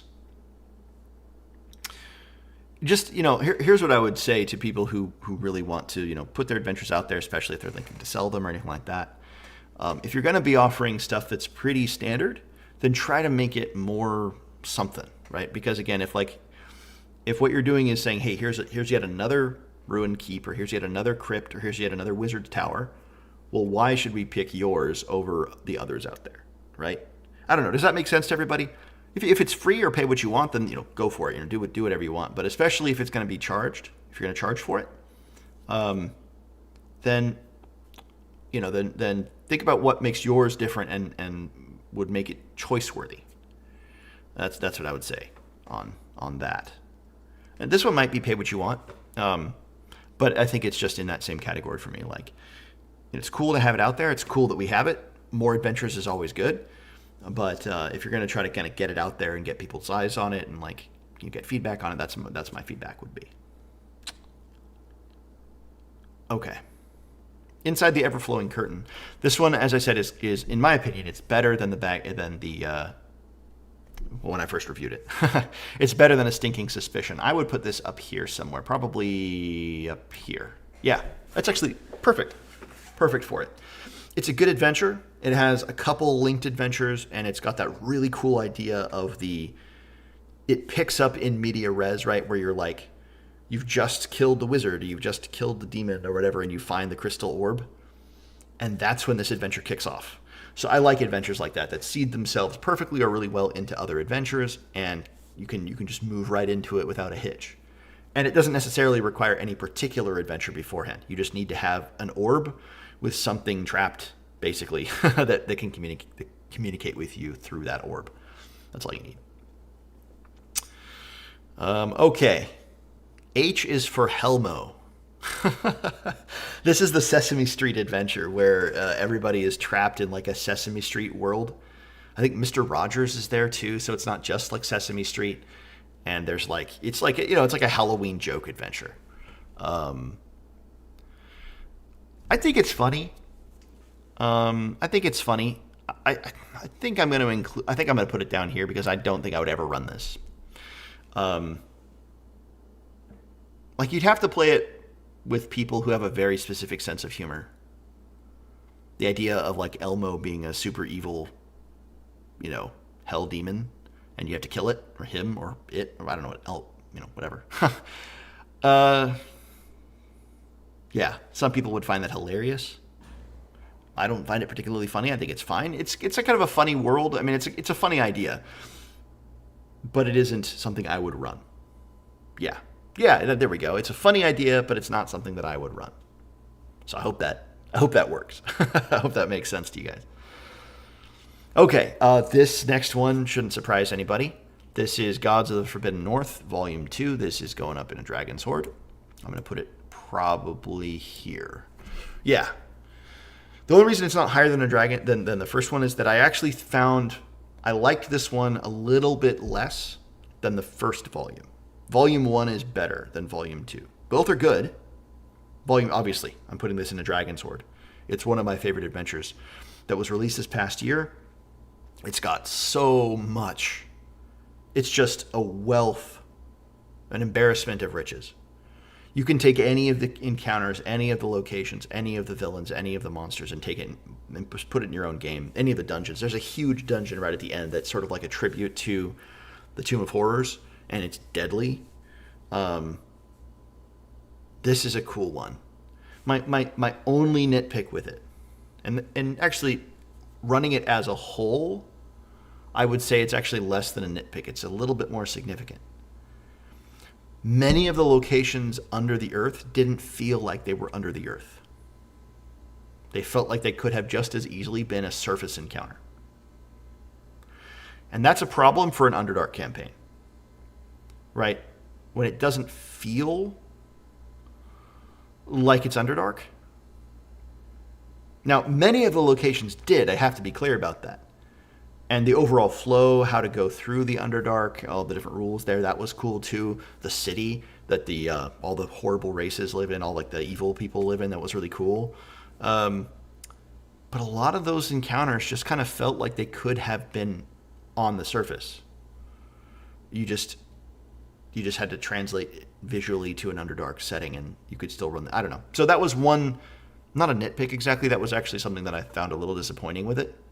But overall, that compared to the weight of the whole book, compared to how much cool, amazing stuff it's doing, that's very, very minor. Yeah, Ulfhammer, I'm definitely going to wait till the third one is out to run it.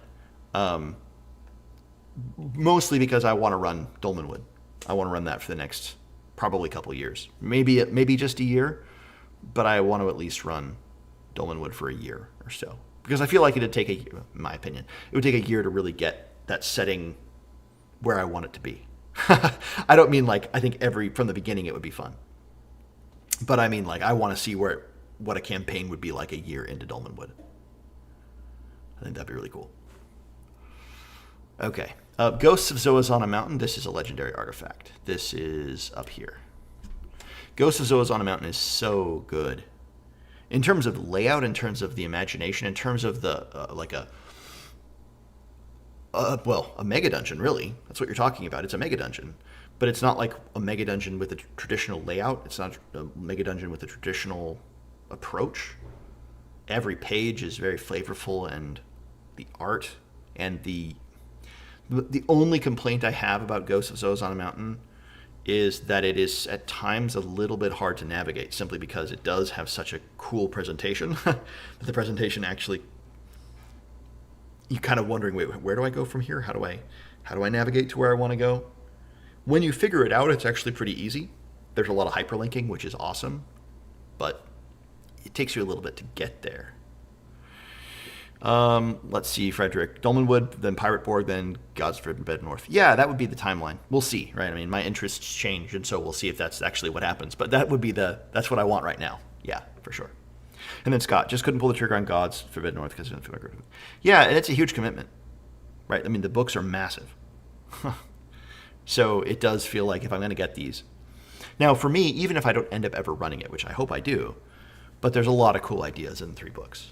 And so you can use them as, and also, and I just want to support the creator. I think he's done a lot of work on that. He seems like a cool guy. And he's just worked on that setting. So I'm totally down to buy the books because they're great ideas too. Oh, Lee, that's awesome. Nightmare Over Ragged Hollow is a great adventure. Yeah, that's a fantastic one. Dolmenwood Eyes, though, that's a great connection too. There's a lot of tonal overlap. Yeah, sounds super fun. Sounds super fun. Okay, next we have just a couple of adventures. I think I can go through the next 3 pretty quickly. This is the Green Goblin Inn, which was one of the Nocturnal Peacock adventures. It's a 1-page adventure. I would say this is a bag of silver. Yes, this is a bag of silver, probably upper end of bag of silver. It's not something I would go out of my way to run, but it would be great to drop this into an adventure or to like a West Marches or something like that. Because you get overall you get the usability, the usefulness of a location. It's a cool location. It's well laid out. But it's not like, oh man, I gotta run that. And actually, I'm going to look ahead because I think I put the other one on here too. Where is it?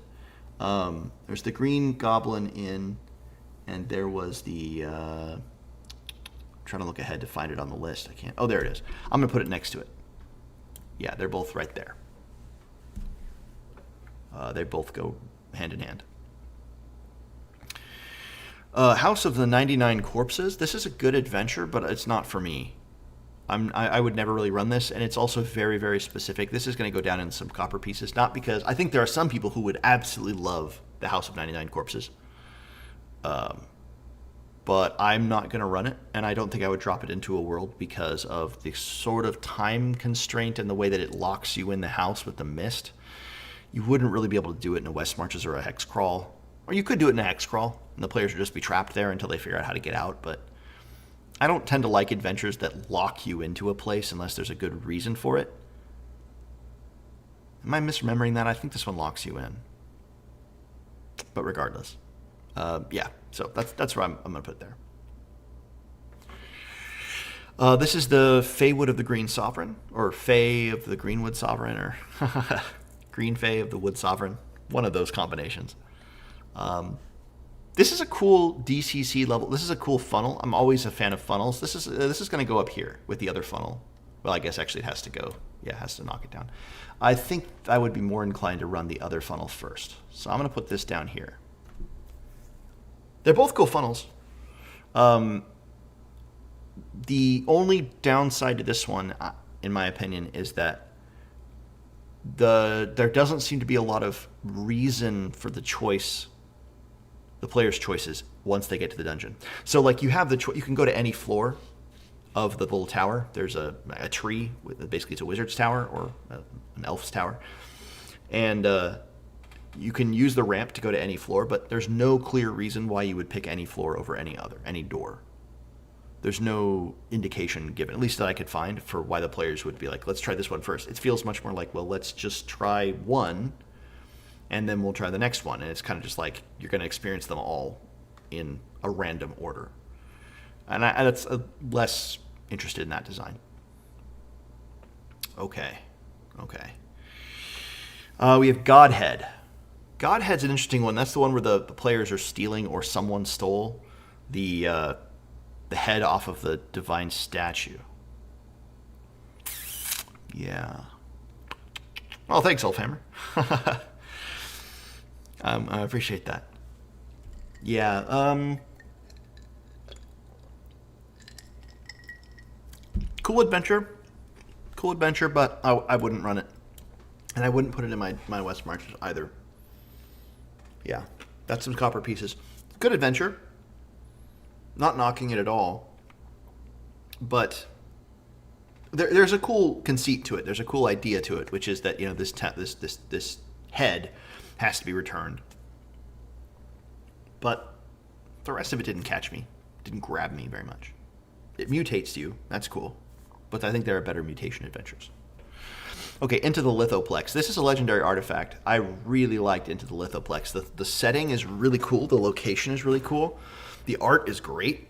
And for like a pay what you want game jam adventure, it's kind of surprising how good it is. Like, I mean, put together so well. It doesn't feel like a pay what you want game jam adventure. It feels like a, small, granted, but fully fleshed out project.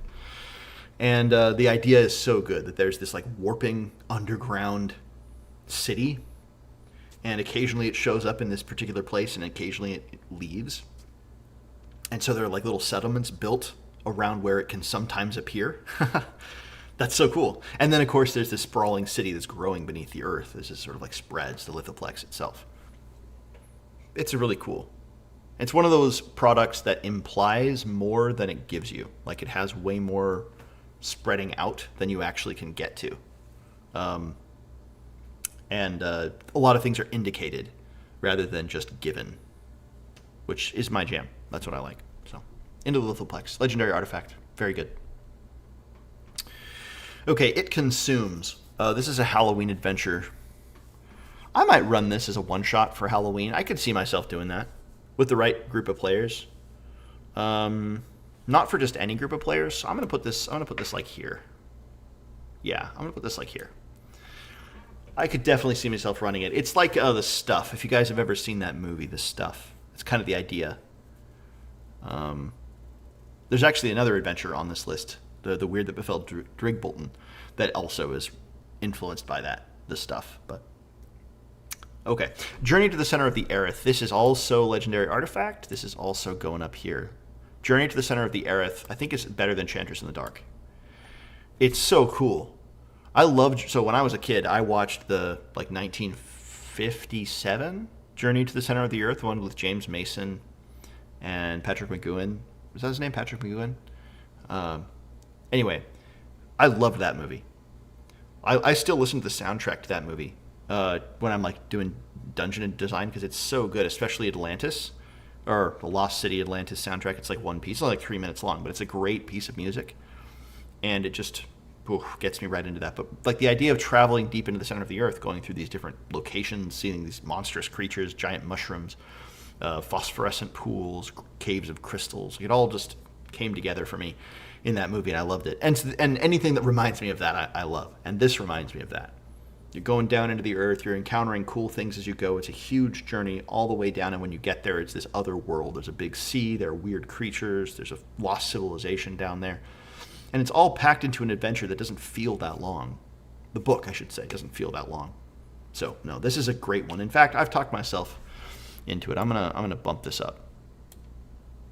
Do I like this better than Date of Expiration? No, I think I like Date of Expiration more. It's called Journey to the Center of the Aerith, or Earth, but it's like A-E-R-T-H, Aerith.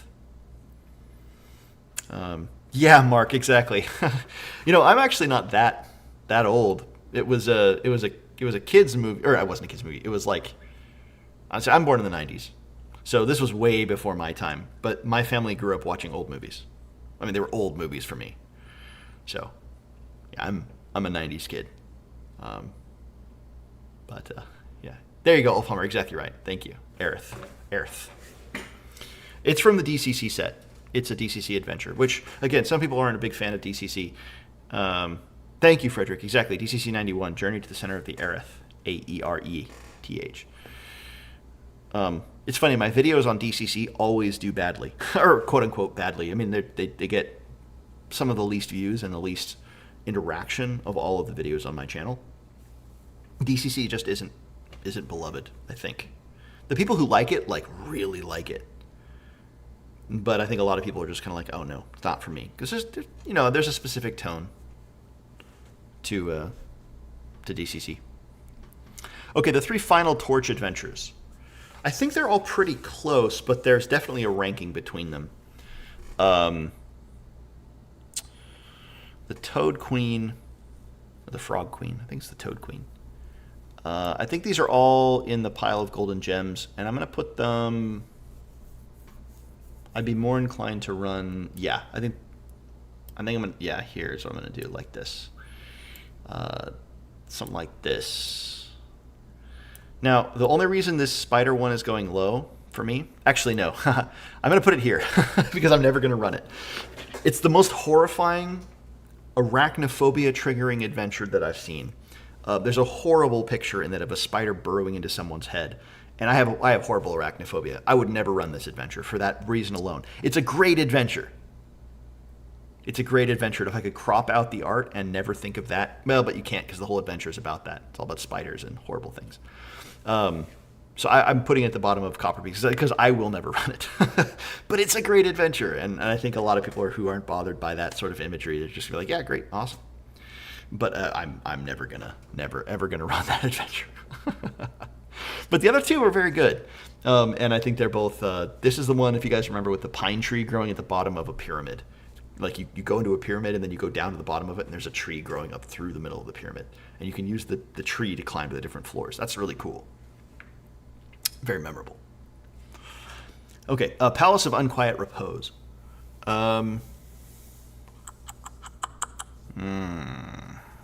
Really grim.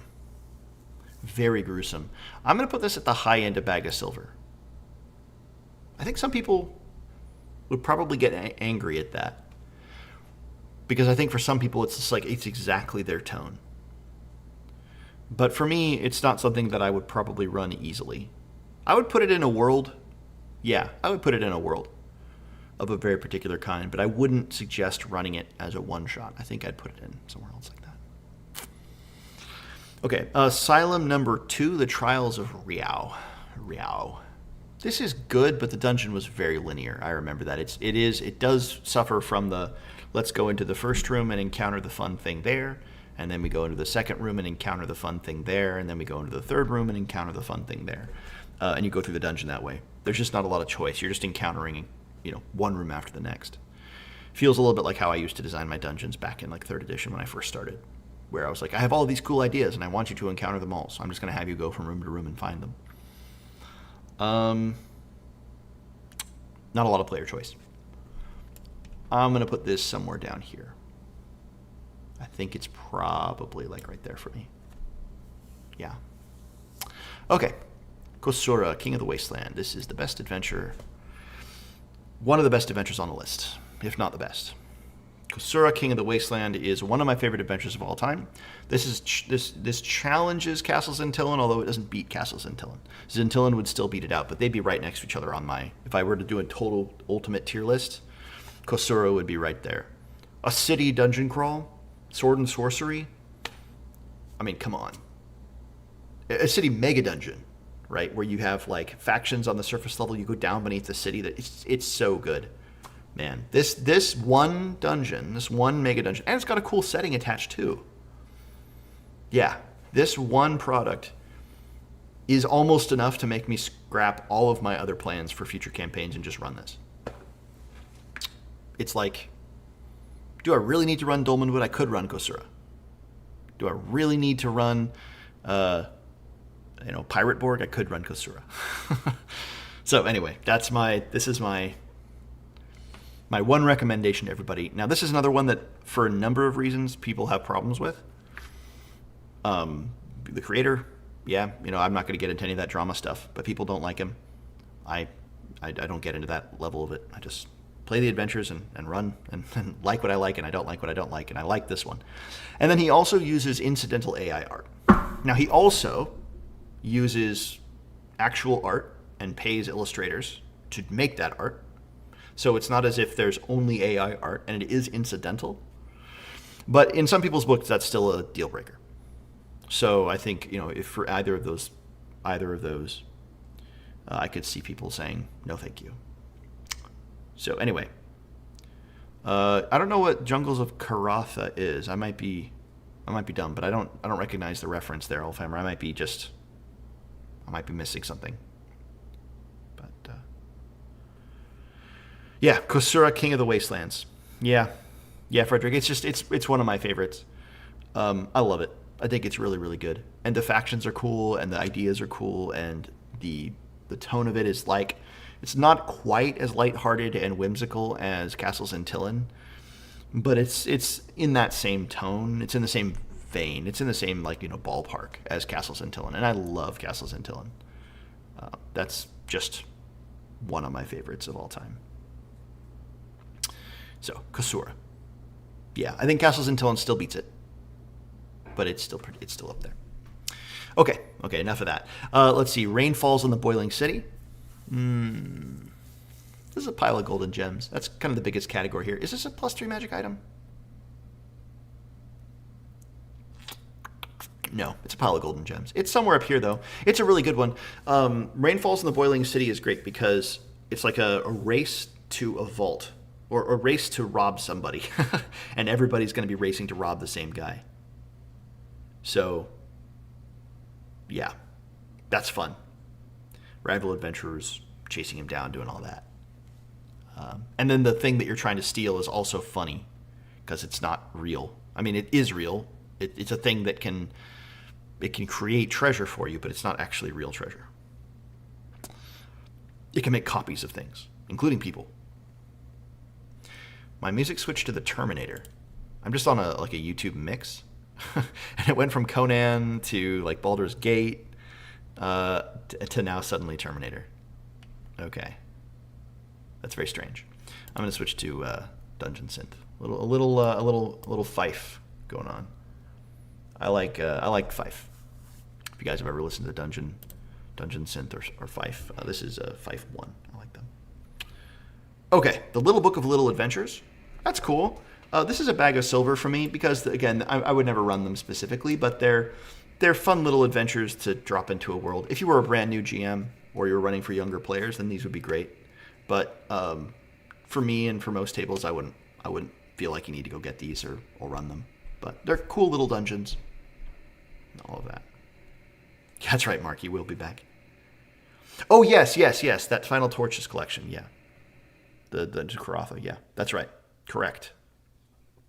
Yep. Now that you say that, I remember that's what that jungle is called. Okay, the Malign Keep. This is really good. This is a +3 magic item. I like the Malign Keep a lot. Do I like it more than Goblinesque? Yeah, I do. I think I like it better than Goblinesque. It's probably in here. I don't think it's as good as Darkness at Nekemte or these others, but it's a great, not quite one-page dungeon. It's got enough different variety in its approach, and the art is just perfect. I want to encourage people to get this so that the creator makes more, because it's like Darkest Dungeon, and I am a sucker for Darkest Dungeon. One of the tragedies of my life is that Darkest Dungeon 2 took such a different direction than the first one. The art style is like it, but it's different, and the gameplay is very different. So, yeah. Sad face. Darkest Dungeon was so good. Arms of the Undying. For me, this is probably some loose copper pieces. I don't think I would run it. It's cool, but it's on the it's on the confusing side of minimalist, if that makes any sense. Like, it gives you like, there are a lot of adventures that don't give you merit very much, and I've praised many of them and saying, oh, just gives you just a little bit, a sentence or two. This does that, but in a way that it's not actually as helpful in making it up yourself. So it's actually either what I would say is it should do a little less or a little more. That's what I would say for it. But it's cool, and it does the blue maps. which I like. It gets you in kind of an old nostalgic mood. Arms of the Undying. Yeah. It's a jam adventure. I think it's a game jam adventure for Knave, I think. I might be wrong about that, but I think it's for the Knave game jam. This is Letters from the Dark, Book of the Dead. This is really good. Yeah, this is a +3 magic item. The dungeon at the end is great. Yeah, I think that's probably the right place for it. No, I'm put it under Mana Meltdown, but it's right there. You get 3 cool pyramids, really cool pyramids. Yes, Frederick, the Malign Keep, that's correct. You get 3 really cool dungeons with different gods, lots of cool traps. It's a high level dungeon. I think it's for level 10, which is crazy to have a level 10 dungeon in any game. But for Shadowdark, most parties don't get that high. So it's cool to have an adventure for it. And they're cool dungeons too. They're really, really cool. Yeah. I mean, Book of the Dead, you guys should get the whole, or the Letters from the Dark. You guys should get the whole set if you play Shadowdark. Especially Scallywags. The NPCs in that I use them just all the time. The NPC stat blocks in that are great. It's an expanded list of NPCs, humanoid NPC stat blocks, and they're so valuable. Very, very cool. But the whole set is good. Speaking of Letters from the Dark, this is the one of the other Monster Mash adventures. This is the one where you go down into the scaly dude's pyramid. It's an inverted pyramid. It's going to go right here. It's the same as the other two, sort of like sword and sorcery tomb, sort of slightly generic tomby thing. Yeah, it's going to go there. Night Hunters. This is by Andrei Tupac Malika. This one is basically you get to be the Witcher for old school essentials. Has that sort of class and an adventure built around it. It's a bag of silver for me. Where does it go? Probably right here. Yes, in fact, it is exactly right there. Yep, that's a good place for it. One of the reasons I like putting tier lists together is because it really, I get the sense of oh man, I was totally right about my impression. I have a gut instinct about where I might put something, and then I see what I've put around it. And I'm like, yes, I would run it more than that and less than that. It's nice to have that confirmation. But exactly there, I think it is cool if you want to play a particular kind of tone for old school essentials, but much of the book is sort of mechanics and extra stuff for a way of playing the game rather than the adventure itself. And the adventure itself is cool, but it's more narrative than I would prefer. I like more sandboxy adventures, more open choice adventures. There are some choices, don't get me wrong, but it's a little bit more narrative. Okay, what in the world is this? What is that? Let me see. I have my files, but I just have the initials. So let me look over here because I have no idea what that is. Is it the Copper Circle? Because I just reviewed that. Is it the Copper Circle?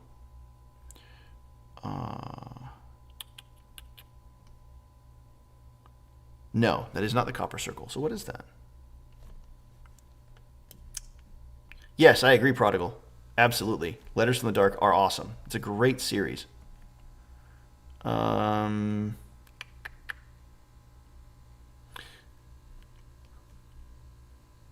Oh, it's another one of the... Oh, yeah. It's another one of the Letters from the Dark. That's what it is. It's from the same Monster Mash set. Oh, yeah. This is the first one from the Monster Mash set. It goes around here. Yeah. In fact, except for the Goblin one, which is the next one, I'm going to put that up here for the funnel. The Goblin games is great. But I think I'm going to put the other ones next to the other. I'm going to put them all near the same thing. These are from the Monster Mash. They're all from this. I have this. They go in the same category in my head. Yeah, Frederick. So I have a link to it in my recent video titled 3 Quick Adventures. Relatively recent video. You can find the link to the Malignant Keep there. It's one of the 3 that I talked about in that little quick adventures video. Yeah. Okay, let us build a tower. This is a legendary artifact. I know it's been a while since we've been up on this end. We've been doing a lot in the Bag of Silver and Pile of Golden Gems. Let us build a tower is so cool. It's a procedurally generated, well, not procedurally generated. You can randomly generate it. Definitely a mega dungeon. Different every time you play. Definitely every time you go into it. And it is absolutely fantastic. It's the Tower of Babel. You're building the Tower of Babel. That's so cool. That is, yeah, absolutely fantastic. So I'm putting that up here. I think this goes probably here. Yeah, right there. Right there. I like Chantress in the Dark a little better. I like these a little better. But I think it's more important than these. It's a better resource. It's a better dungeon. Yeah. Goes right there. Let's build a tower. Okay. We're getting there, guys. We might have to go to we have to go until 2.5 hours instead of just 2 hours. I don't think I can do the rest of these in 15 minutes. But we'll see. We'll see what I do. A Walk in the Harwood. Walk in the Harwood. This is a cool location. Definitely drop it into a West Marches. Yeah, right there. It really is a big extended, I mean, it is. It's a hex crawl. Walk in the Harwood has a bunch of cool locations in it. Stuff you can find. Cool encounters. But it's not a must-have, and there's a lot in it that's kind of like, okay, cool, but that's not why, yeah. It doesn't have just the oomph that a lot of other setting books have. But it's good, and I really like the writing. The author is the same guy who made Shadow and Fae, I think. And I like that rule set. It's a cool little rule set. Letters from the Dark, Volume 6? Whichever one is the Lucky Stars. That's the one where you go aboard the alien spacecraft. That's a cool one. That's a really cool one. I'm going to put that up here. Some people don't like sci-fi or science fantasy in their fantasy. It's never bothered me, and in fact, I kind of do enjoy it. And this is a good use of the science fantasy. It is science fantasy. It's not science fiction. It's just science fantasy. But I like it. I think I would put it right there.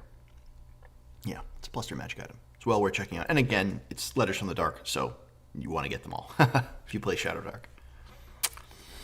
Milk. This is the new quick delve from Old School Essentials.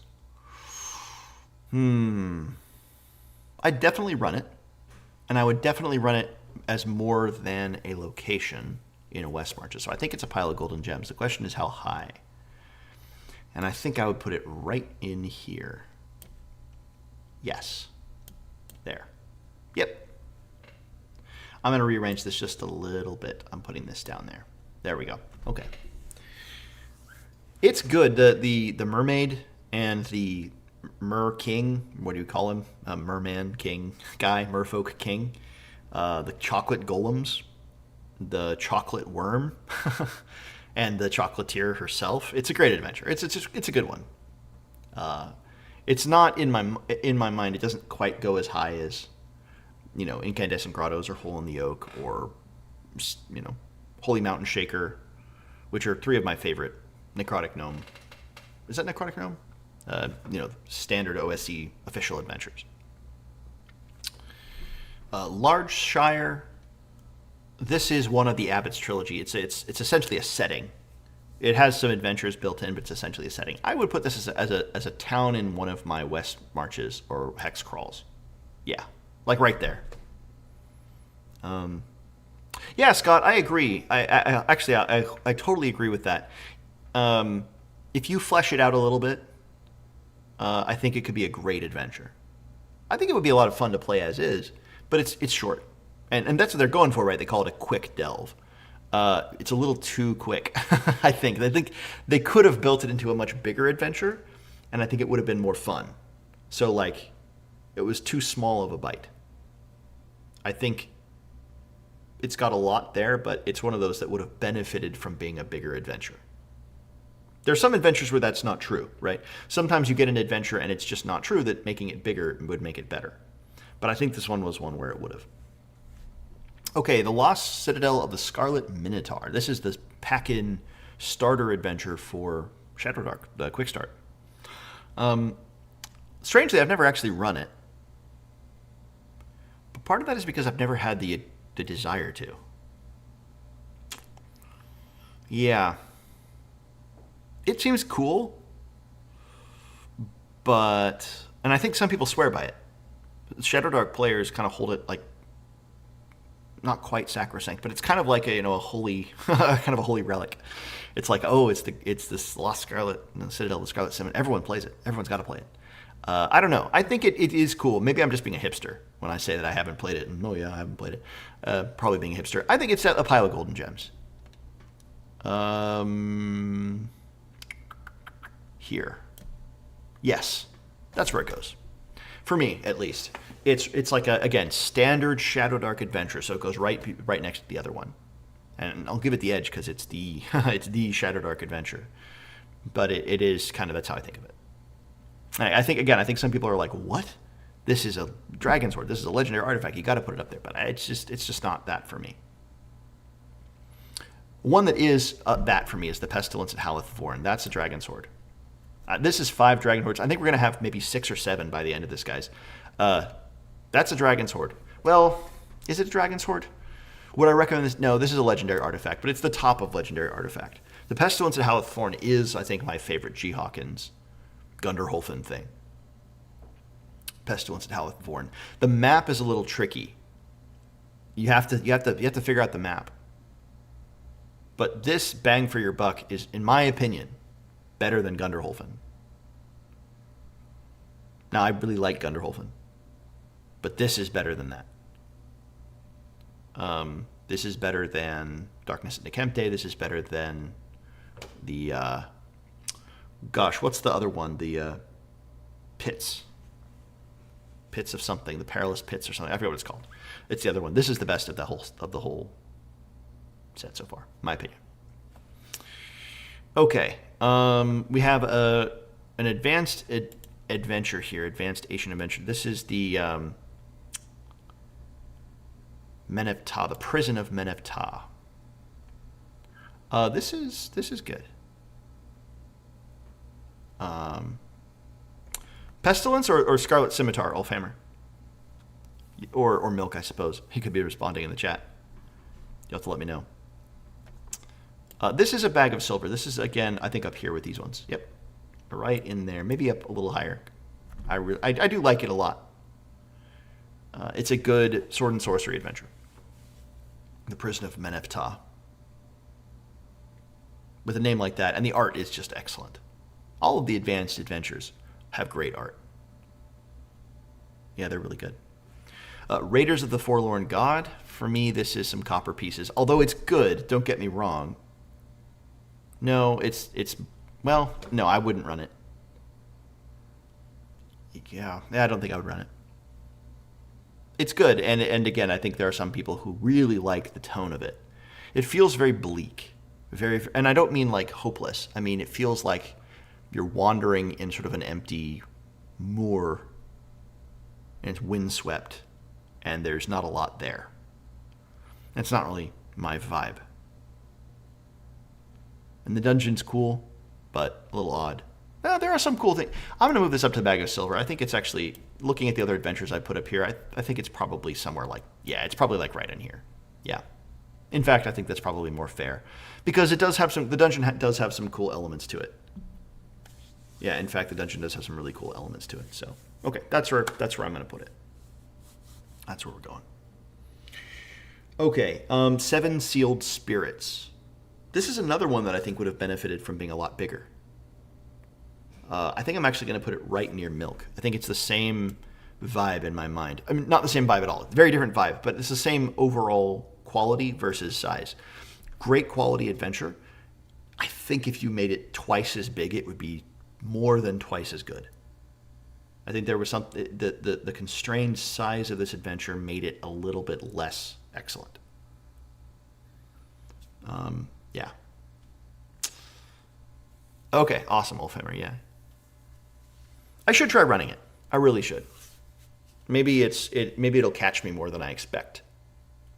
Yeah, just like the Minotaur itself, right? Okay. For whom? No. This is a Troll in the Woods.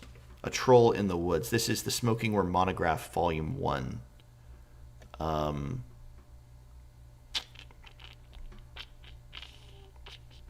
This is probably a bag of silver for me. Yeah, this is probably here. And the second one goes there. No, the second one's higher. It's still in the bag of silver category, but it's higher than that. The first one is where you're the trolls. It's just too narrative. You're expected to kind of go here and then go to town and then go do this. And then if this occurs, you go here and do that. And then you go back and then there's like an actual scripted encounter at the end. That's too narrative for me. I don't like scripted encounters. But it had some cool ideas. And the location of the cities are fun. So you could use it as you could kind of take from it and make it a less linear adventure if you wanted to adapt it a bit. The other one is cool. The Hangman's Garden.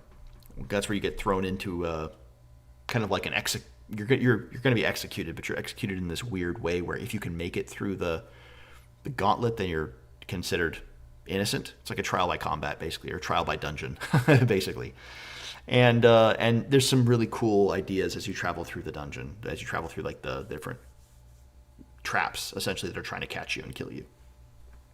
So that's a cool one. Okay, Raiders of the Lost Temple, or Raiders of the Forgotten Temple, I think is what it's called. It's one of the other Shadow Dark adventures for...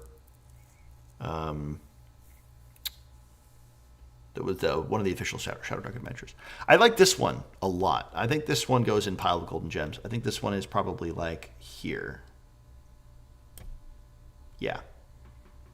I like that one a lot. And where's the other one? I think the other one goes right next to it too. There were two that were released hand in hand. They were released at the same time.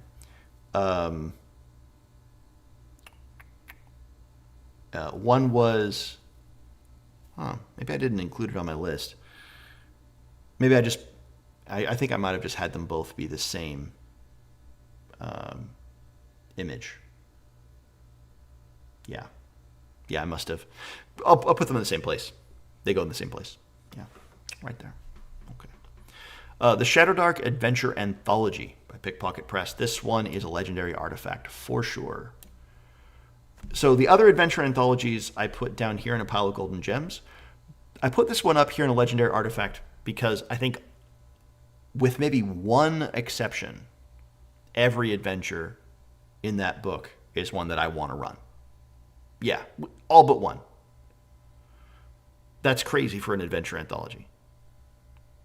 So I put it there. I'll put it at the bottom of Legendary Artifact just because it is an anthology, and you're going to get your own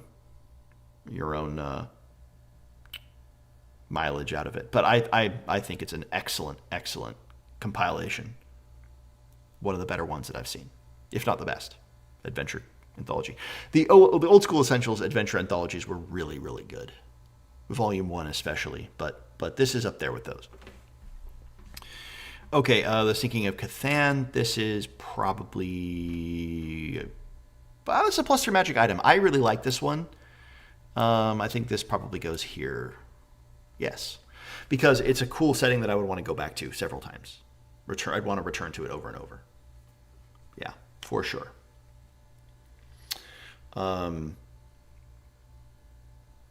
Yeah. Yep, that's where it goes. Awesome.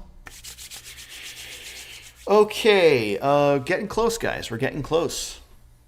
Let's see. We have Praise the Fallen. This is a +3 magic item. I love this dungeon. Its take on the cult is the way to do a cult, right? So, like, if you're going to do something, if you're going to do a standard thing like a cult, you got to make the dungeon interesting. You got to make it somehow different. And this one does. The Void Cult and the Void artifacts that you get throughout the Void interactions make it really, really fun. The fact that the cult is experimenting on creatures and you can turn those creatures against the cult and they're kind of wild and wacky. Not wacky in like a funny sense, but like they're not reliable. That's great. So they're like risky allies. There's a lot of cool magic items you can get. The one thing I wish you could do is turn part of the cult itself against itself. There are indications in the book that there were members of the cult who tried to be redeemed. They tried to change their minds, and they were all dealt with. I think that was a mistake. I think there's actually a room that you can find. It's a secret room where there's actually a shrine to Law that someone has, kind of scrabbled together down here. Now, the idea is that person's long dead. That's a mistake. I think there should be someone actually alive down here, and the players could stumble into that and realize, oh, hey, somebody down here is actually a good guy. And that would be cool. It would be a way of making it a little bit more, a little more faction play. The players might have a reason to not kill the cult on sight. Whereas in this, they kind of do. Okay, let's see. Bride of Sinners Crypt. This is a good one that I think it's an adventure with a ton of potential. I just think it needs another draft. Yeah, I think it needs another draft. The layout was harder to follow. The kind of overall impetus of the adventure, I think, could be a bit punched up. For now, I would put this in some loose copper pieces at the high end of it.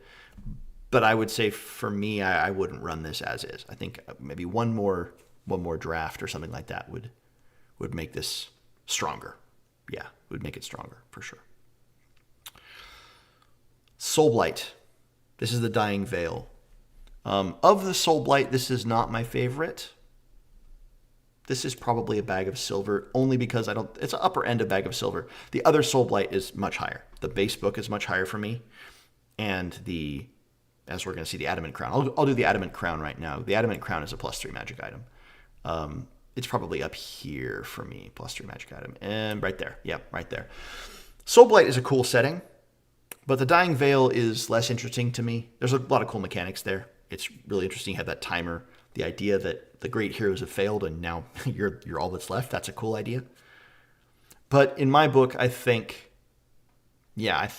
what I would be more tempted to aim at would be Adamant Crown, which is more my speed. It's the more Arthurian, more romantic, more chivalric fantasy. And it does that really well. So yeah, +3 magic item for Adamant Crown. The Soulblight setting as a whole, though, was really cool. Okay, Scythian Tower. This is a legendary artifact. No, you know what? This is a Dragon Sword. Scythian Tower. I was about to put it at the top of legendary artifact, and I thought, you know what? No, this is a Dragon Sword. Scythian Tower is so cool. The angel, even though there are spiders in this one, they're not horribly detailed, and they're kind of weird spiders.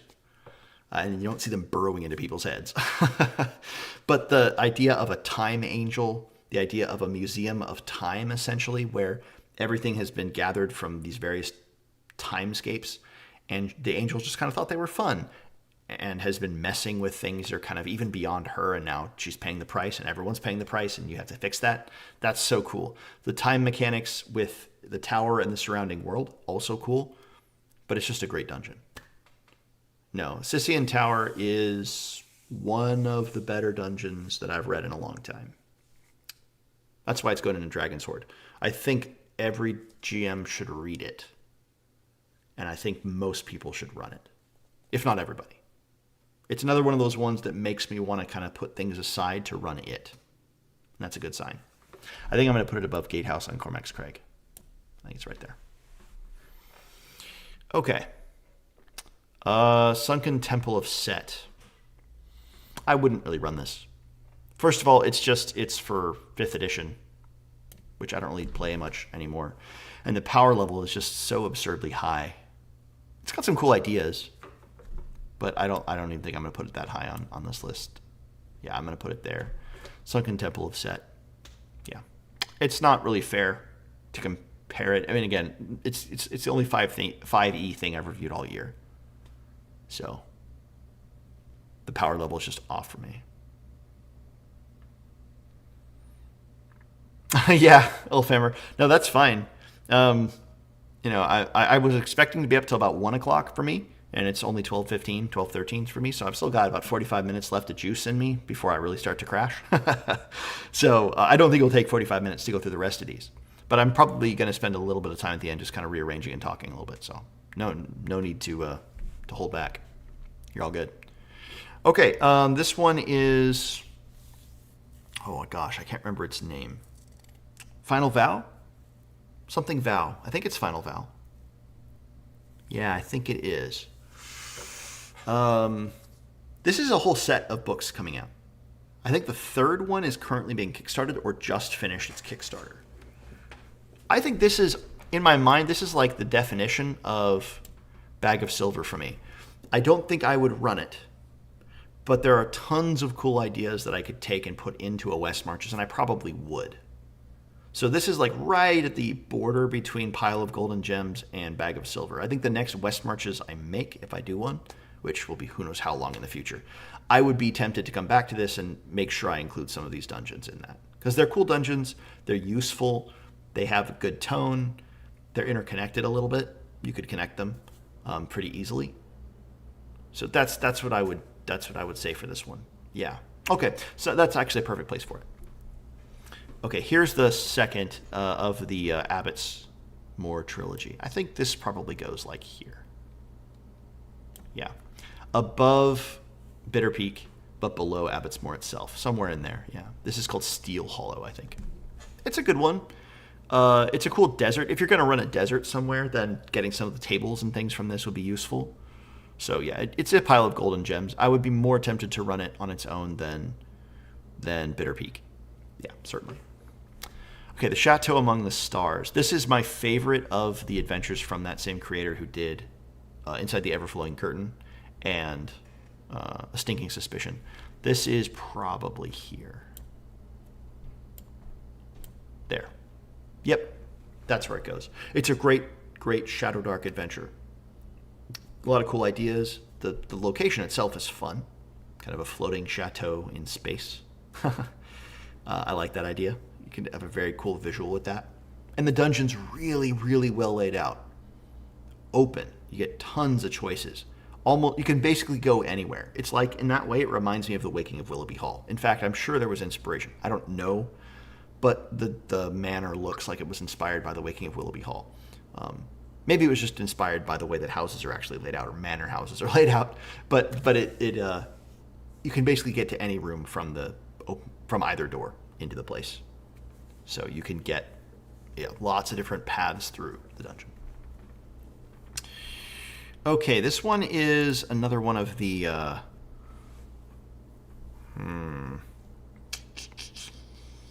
it's Where the Gods Call on You. Into the Shadow Realm is the last part of the name. I forget the first part of the name, but it's Into the Shadow Realm. It's where you go and you kill the wizard, you go to his tower, and then you get his scrolls, which transport you to the dragon's lair, and you have to shift between the Shadowfell, basically, and the regular world to rob the dragon blind. This is a +3 magic item. This is a very, very cool adventure. Set of adventures, really. And I think that's exactly where it goes. Yeah. It's great. I love adventures with dragons. Like, do you guys realize how many adventures have I gone through here? How many of them actually have a dragon in them? Think about that for a minute. How many of these adventures actually have a dragon in them? The answer is very few. Very, very few actually have a dragon in them. This one actually does. So we're going to include it. Hey, Techno Babble. Glad you could make it. We're winding down. We're getting towards the end of the tier list, but we've been going for a while. I've been going for about 2 hours and 8 minutes. We've got just a handful left, ultimately. All right, so it's the Crypt of St. Wendelgard. This is a one-page dungeon for Cairn. Very imaginative, a very cool dungeon. This is a pile of golden gems. It's probably here. Yeah, that's a good place for it. It's a good adventure. It is fairly straightforward. You get a little bit of choice. You get a few paths through the dungeon, but not that many. But there's some cool puzzles, a couple cool traps, some cool creatures, and it's so simple and easily laid out. And it is the sort of thing that if someone said, hey, you're running this tonight, I'd be like, awesome. I'd actually have a lot of fun with it. And it would be very easy to run. You wouldn't have to do any prep. All right, let's see. Too greedily and too deep. This is dwarves behaving badly. No. This is Connor Ludovisi. Too greedily and too deep. This is the non-copyrighted Mines of Moria. When I first read this, I thought it was really, really funny. I reread it, and I was a little bit less impressed by the humor. Maybe I was just in a bad mood when I read it again or something like that. In any case, I think it's in some copper pieces. I don't think I'd actually run this, and it's not really the sort of adventure you could put into a West Marches or something like that. So it has some value, and I think some people would really find it funny, and some tables would really enjoy it. But it's not quite for me. The next is the Knight's Plutonian Shore, which is a great reference to the Raven, but the adventure itself was a little bit forgettable. There are some hags, and you're trying to... I guess the idea is you kind of play them against each other, but there was not a lot given for why the players would know to do that. Obviously, you could adapt that and make it fairly easy. But it's basically 3 hags, and they can do powerful things, and they each have reasons why they might want the other 2 dead. And you want something probably from them, or from one of them, so you show up, or the party does. This is a bag of silver. I could see including this in the world somewhere, yeah, like in here. You drop a little hex with 3 hags, and maybe the players could have a reason to go there, maybe not. Yeah. I think that would certainly be in there. Reason to do that. Okay, the next one is... This is the Melancholy adventure. I forget what it's actually called. I reviewed it fairly recently, but it's the one where you have the mechanics for Melancholy, and it's the Choose Your Own Adventure and 2 other adventures. I think I'm going to put this in a +3 magic item. I'm put on the lower end of that, but I really liked that Choose Your Own adventure as a way of getting you, the GM, into the mindset of the world and giving you the background for the adventure that you're going to be running for your players. That's a great idea. And I'm surprised that we haven't seen that before, right? Or we haven't seen that as much, really ever, where you, the GM, play through an adventure solo, and then, having played through that solo, you now know how to run, you know the background. And so then you can then play with your players in the adventure that follows. That's a great idea. So, yeah, you guys should check this one out. Also, it's Choose Your Own Adventure. I love Choose Your Own Adventure. The Morass of Melting Men. That's a great name. They were given like a few motivations, if I'm remembering correctly. It's been a while. They were given a little bit of motivation and a few characteristics, but they weren't given a lot. Again, it was one of those adventures. I think it was a Game Jam adventure. In fact, I know it was a Game Jam adventure. And so I think there was just a matter of constraint on time. That the people just kind of put it together, you know, did a cool adventure with a cool map. The map was cool. I remember that. And I just, there wasn't that much given for the hags themselves. But I think it's a decent adventure, and I think it's pay what you want on itch, the Knight's Plutonian Shore. So it might even just be straight up free. But I think it's actually pay what you want. But anyway, Morass of Melting Men. This is a good adventure. This is right there with Seven Sealed Spirits for me. It's almost exactly the same in my mind. It's got a great name. The Morass of Melting Men. But it's the same for me. It's like a good adventure I would run. I'm not sure I would put it in my top list. Well, I'm not putting it in my top list. Temple of the Green Devil. This is the Source of Victory tournament dungeon. I've never run a tournament game before, and I think that would be fun. The closest thing I ever did to running a tournament game was, you guys might not believe this, but this is absolutely true. I knew Questing Beast, Ben, when we were both kids. We both grew up in the same region, and we were both, like, I was fairly close friends with his brother, and so I knew him, and he knew me a little bit.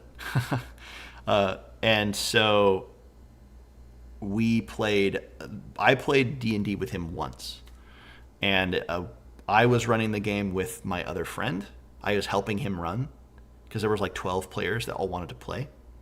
And so we were each going to split the group and control half during this attack on the town was the idea. We were just going to do like they were all going to make characters and a bunch of goblins or something were going to attack the town. And I had the table with Questing Beast at it, Ben. And we played for it was like 6 players in 3rd edition, and it was like tons of crosstalk, and no one really knew how to play. It was most of us were brand new to it. And it was just like, it was chaos. We didn't do anything. But I bring that up because it was the closest I've ever come to playing a tournament game before. Because there were 2 GMs playing at the same time with the same world. We were playing at opposite tables, and we could hear both parties playing and kind of like slightly competitive. So that was the closest I ever came. But yeah. Okay, anyway. Tournament dungeon. I'm going to put this in +3 magic item because I think this sounds super, super fun. I would like to play a tournament dungeon with this. I like the idea especially of what you do at one table affecting the other, but that not being clear to the other table. So like whichever group makes it through the door first gets to write down the note or gets to write down the message that's bellowed out in the other dungeon. And so, but the other players don't know that that's from the other table. They think that's just an effect of the dungeon. And so the message can be whatever it is to throw them off. And they don't know if it's from the other party or if it's from the dungeon master himself. It's kind of cool. I like that. Okay, the Corrupted Library. That's a cool location. It's got some funny... this is almost, again, the definition of a bag of silver for me because you get... you just get a cool location that you drop into a bigger world. Yeah, I wouldn't run it specifically, but it's a cool location to drop into a bigger world. Dragborgon, the Curse of Oth-Ungol. Guys, I think this is a legendary artifact. I'm going to put this up here. In fact, I'm going to put this up there. I'm going to put this at the top of legendary artifact. The Secret of Oth-Ungol, or Dragborgon, is such a cool mega dungeon idea, and the art is so good. It's just so tonally excellent. Yeah, I really like it. The Secret of Oth-Ungol. That's where I'm putting it. Dragborgon. Excellent. What's this one?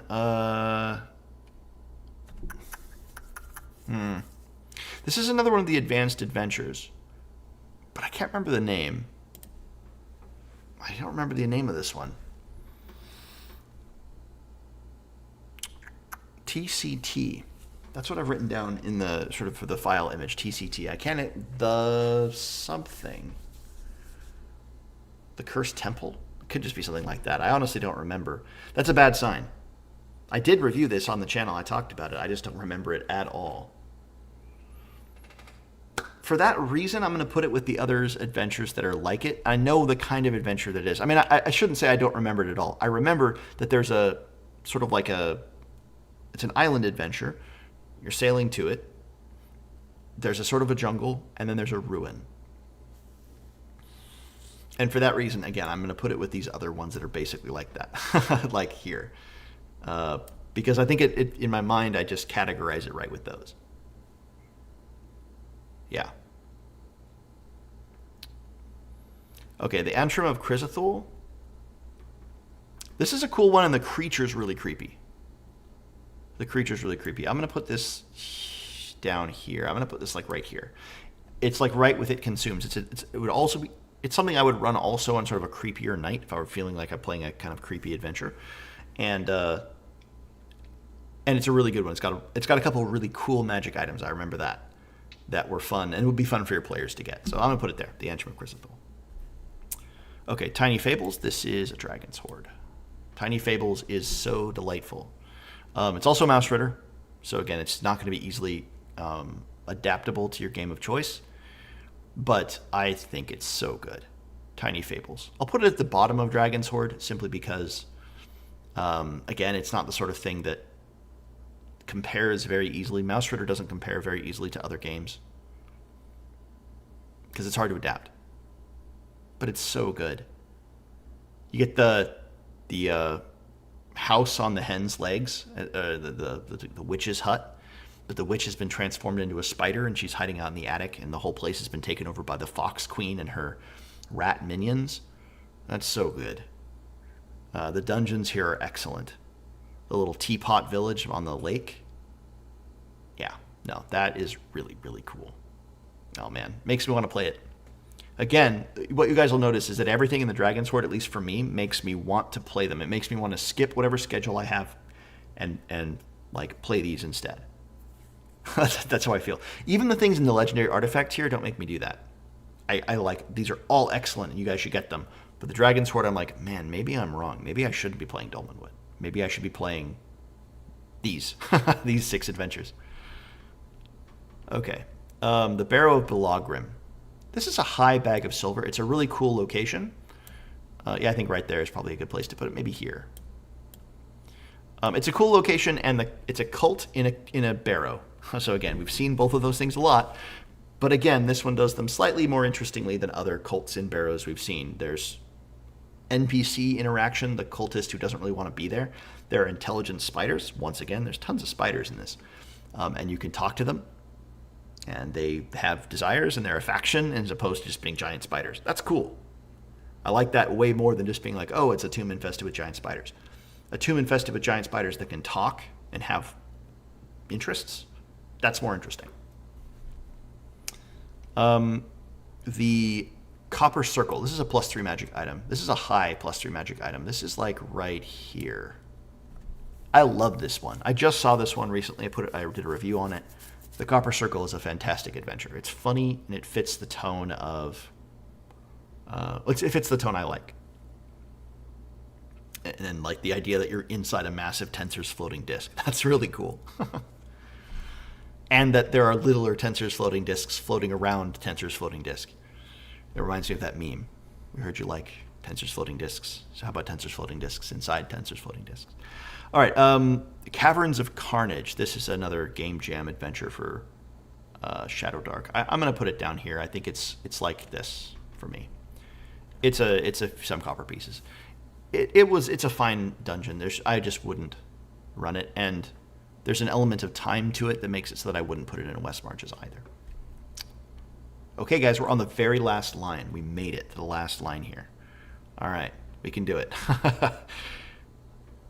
This is the Tombs of Sorrowglass. Shadowglass? Sorrowglass? Sorrowglass, I think. This is a +3 magic item. I really like this location. I'm going to put this here.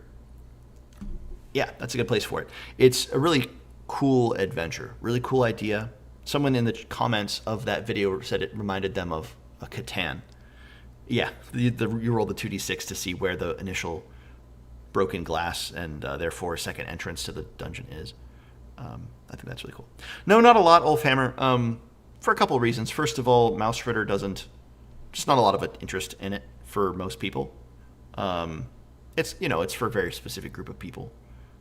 People who loved Redwall when they were kids, and who loved the Roquefort Gang and Secrets of Nim or Mrs. Frisbee and the Rats of Nim, depending on which one you watch, or depending on whether you read it or watched it. Like those sorts of people. I loved Redwall. Redwall was my jam when I was a kid. I read all of the books, and so I love Mouse Ritter.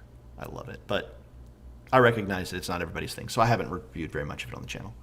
Tiny Fables I did, and I just backed the next book by the creator, Josiah Moore.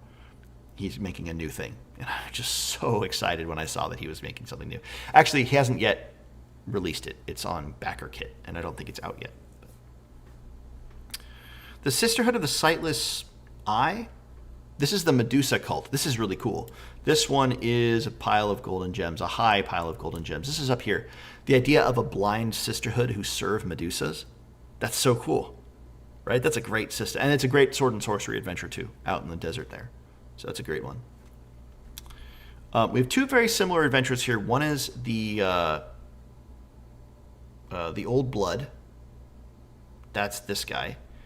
And the other, I forget what it's called. It's basically the one where there's the wizard tower on the asteroid hurling through space. They're both in the same exact style. I think they might be by the same creator. If they're not, they're at least done in the exact same style.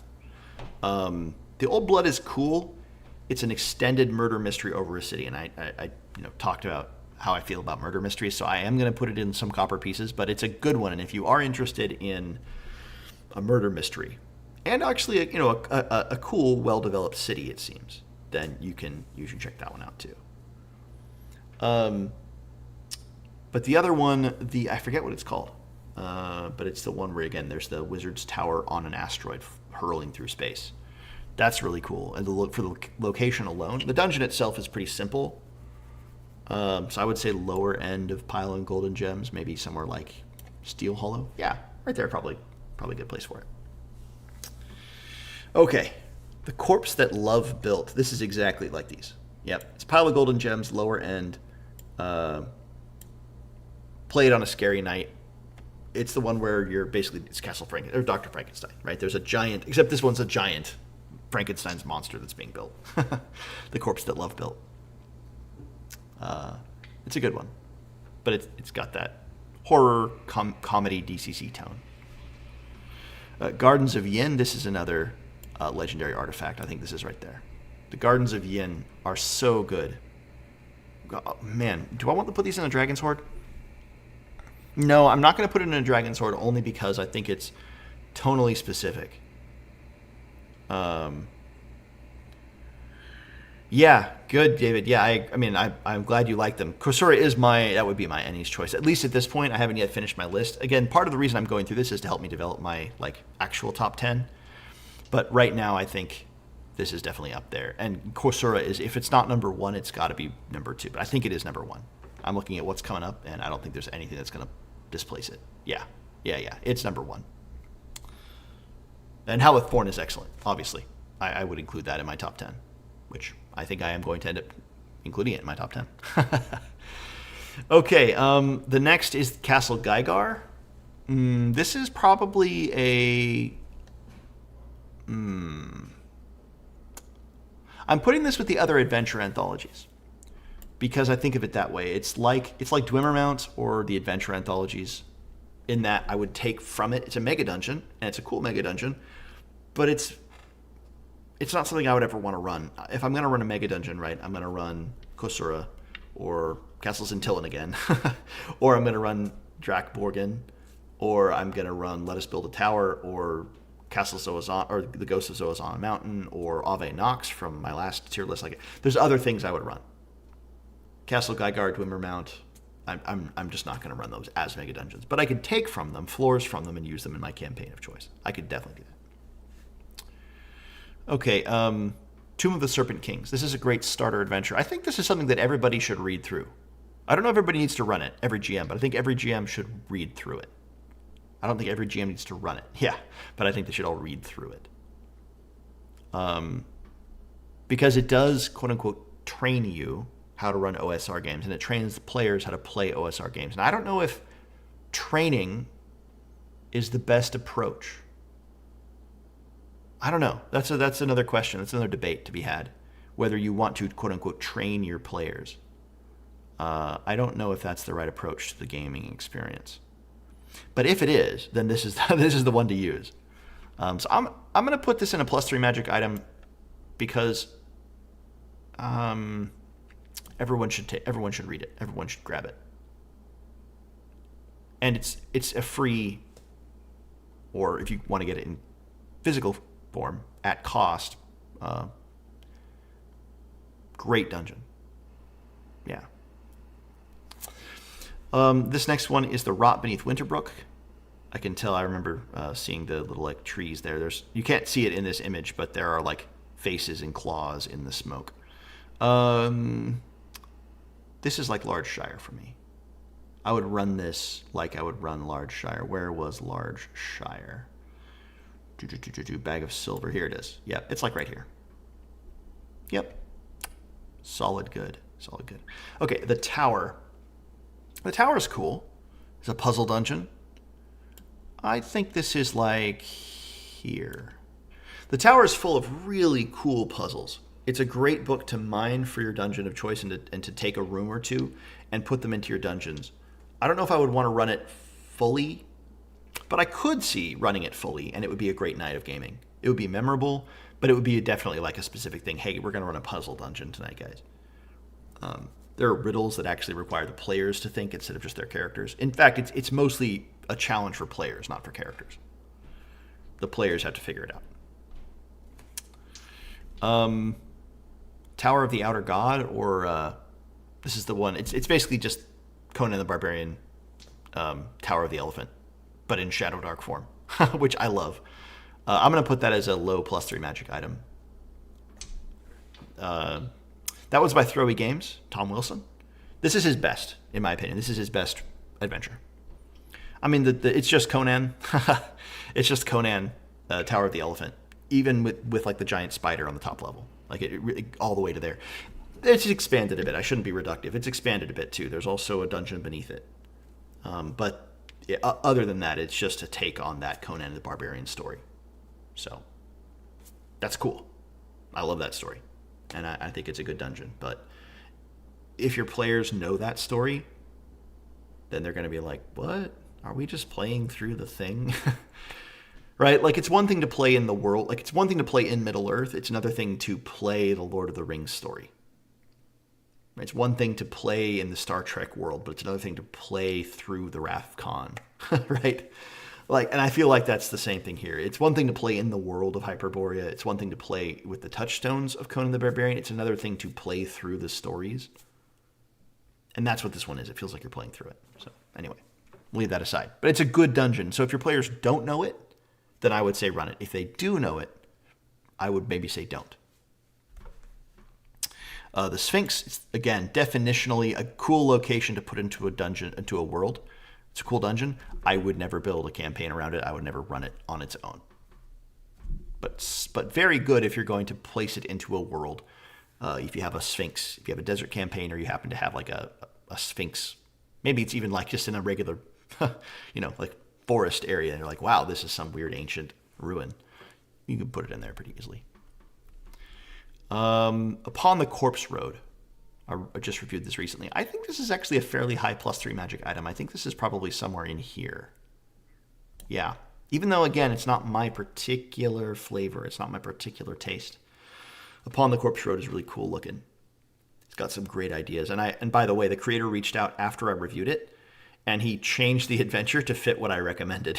So if you guys actually go and get it now, it's been modified to fit with my recommendations, which is basically what I said was change the point crawl so that there are more choices. Instead of having it be linear, you go to each location, make it you go to here or here, and then from those places you can go here or here, and then from those places you go to the final boss. So that's cool. I actually think that's a really cool change. That bumps it up, in my opinion. As written, it's kind of linear, but with those changes, it makes it way better because now the players can actually decide where they're going to go. Instead of saying, okay, now we experience the next thing you have for us. I'm not a fan of that design where you just experience the next thing. Even if it's a cool thing, I'd prefer give the players choice. The Positronic Library. This is a mid-tier pile of golden gems. It's a cool adventure, but it's science fantasy. And it's another adventure that I think would have benefited from being bigger. It's trying to go for minimalist. It's trying to go for basically a 1 or 2 page dungeon. And I think if it were 3 pages or 5 pages, it would be better. Again, doubling its length would more than double its quality. So I'm gonna put it. Here. Yeah.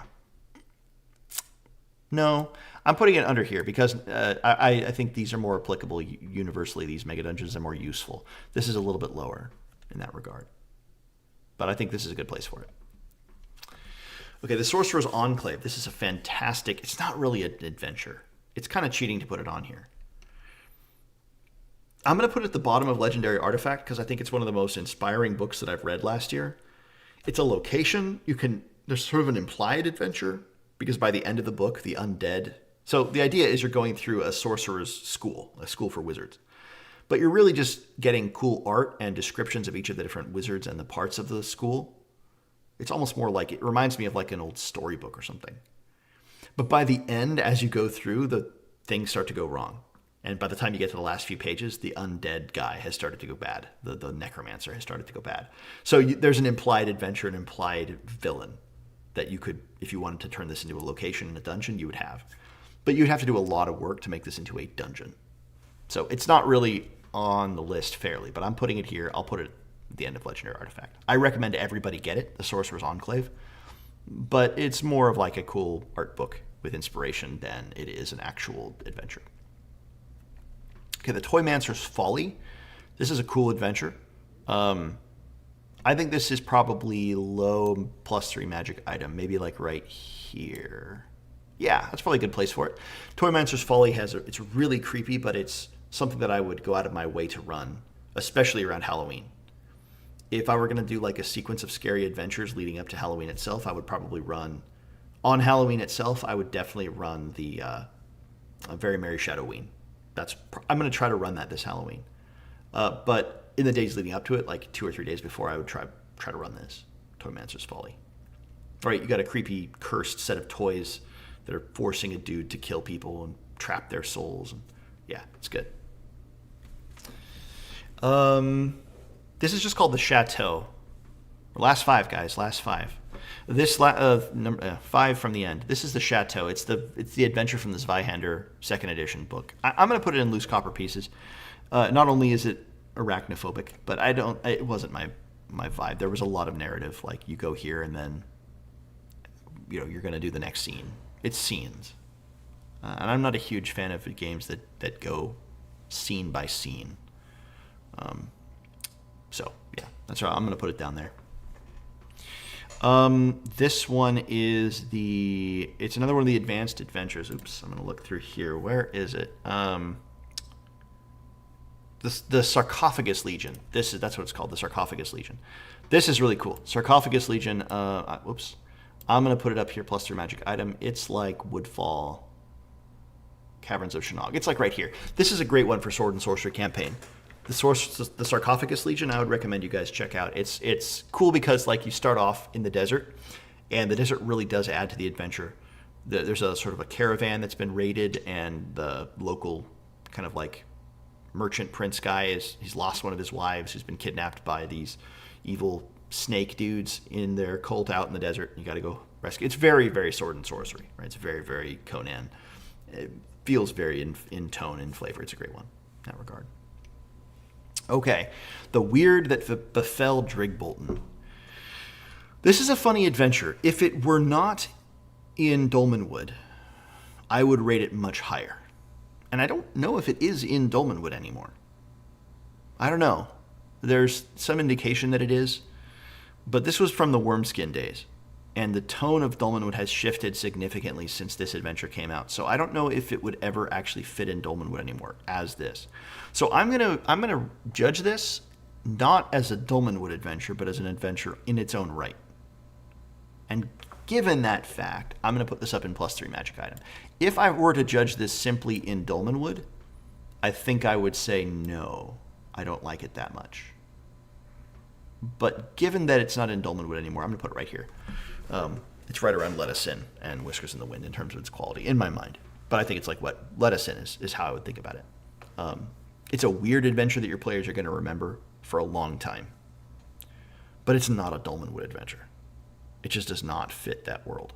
Even back in Wormskin, I don't think it actually fit. But especially not now with the changes they've made to the Dolmenwood tone. So I think the Dolmenwood tone has improved. It's become more actually fairy tale. And it's left this behind. But leaving that aside, it's a great adventure.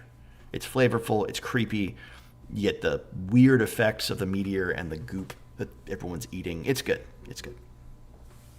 Okay, last two. Sinister Sutures of the Sempstress, I think is what this one's called. It's a DCC horror adventure. It's just exactly like the other horror adventures for me. It's right in here. It's creepier. You've got the really cool villains that are these sort of like mad things running around. They look creepy. They got scissors, blades on their arms. There's lots of sewing and flesh. It's creepy, but I think it's right in there for me. And last but not least, we have the Awful Amber Doom. This is a great adventure. The Sinking Island with cool factions, a cool creature, cool magic items, a new class, and it's all packed into a few pages. And the way that the maps are laid out is quite good. I think this is a +3 magic item. It's a high +3 magic item. It's like right in here. It might even be. I think I like it better than I like it better than the Cave of Coagulation. It's a really cool one. The Awful Amber Doom. I highly recommend you guys get it. All right, that is my tier list. It should be about 144 adventures. 144 books. And it took me almost 3 hours to do it. Whew. Do I want to rearrange this? I'll do a quick rearrange. I'm not going to stay up past 1, so I'm not going to stay going for much longer. That's about 20 more minutes. But I will do a quick rearranging and just look through, basically eyeball it. And we're not going to be super precise here. I think actually a Dragon's Hoard is just about right. I think Tiny Fables is going to stay there because, I wanted to leave that at the bottom. If I'm being honest, I think I got to go like this. Gods of the Forbidden North is so good, but I like Sisson Tower better. Or Sisson Tower better. I think it's Sisson, but it might be Sisson. But I think this is right, other than that. 1, 2, 3, 4, 5, 6, 7, 8, 9, 10. Those are my top 10. I think that's right. Looking at this all seems good. This all feels good. Into the Lithoplex. I think this is probably too high. The Isle of the Sea King. I think this is too high. I think I'm gonna drop this down here. Yeah, that's right. These are all good. These are all good. Yep. That seems just about right. I might switch these two. Yeah, I'm gonna switch those two. But I think the rest are great. Down here, I think this is all I'm gonna worry about in here. Ominous. I like this better.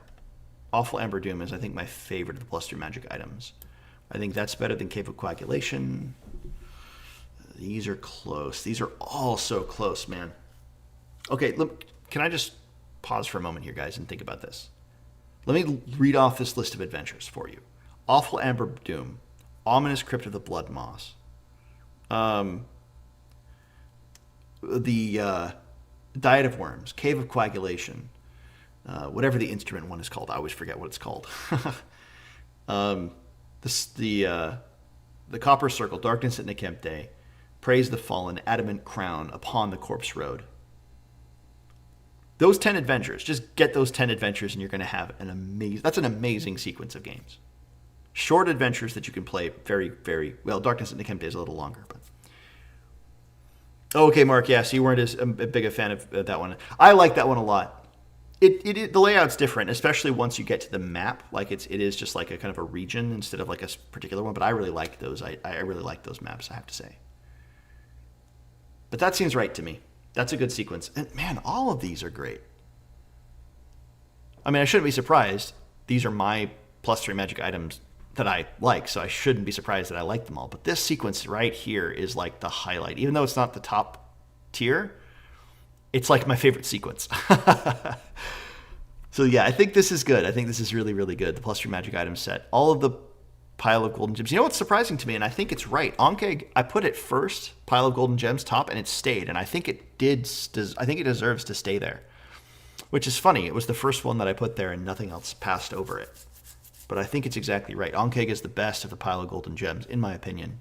There's a lot of good stuff in there, too. And again, you could have fun with all of this. Bag of Silver, once you strike it down here, I think I'm less interested in running them. I'm less interested in them. Even just looking through this list, I can see why they're down here for me. I'm like, yeah, that's cool. That's cool. That's cool. Not terribly, go-to there. And then by the time you get to some copper pieces, I look down there and I'm like, well, I just don't think I'd run this. Yep.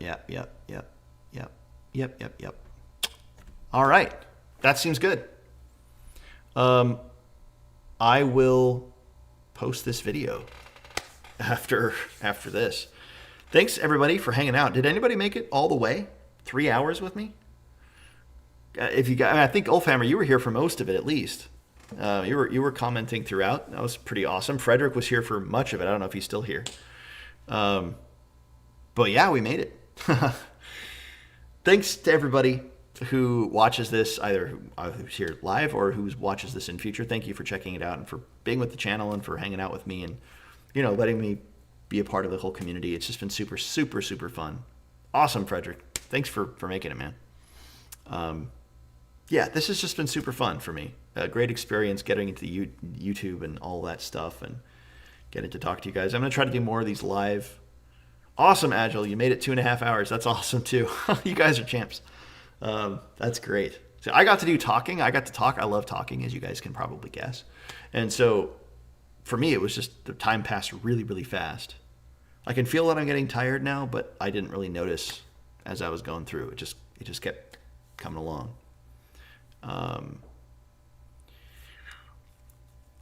Let's see, Jack. So Dragon's Hoard is Kusura, King of the Wastelands, Demon Spore, Scythian Tower, Gods of the Forbidden North, Volume 2, Gatehouse on Cormac's Crag, and Tiny Fables. That is correct, sir. Yeah, that is exactly right. Those are my top 6 adventures and really top 5. Oh, man, those are so good. So good. Thanks, Frederick. Yeah, no, I appreciate that. My memory is sometimes good. For things that I like, it is great. Okay, well, I am going to call it there. Once again, thanks everybody.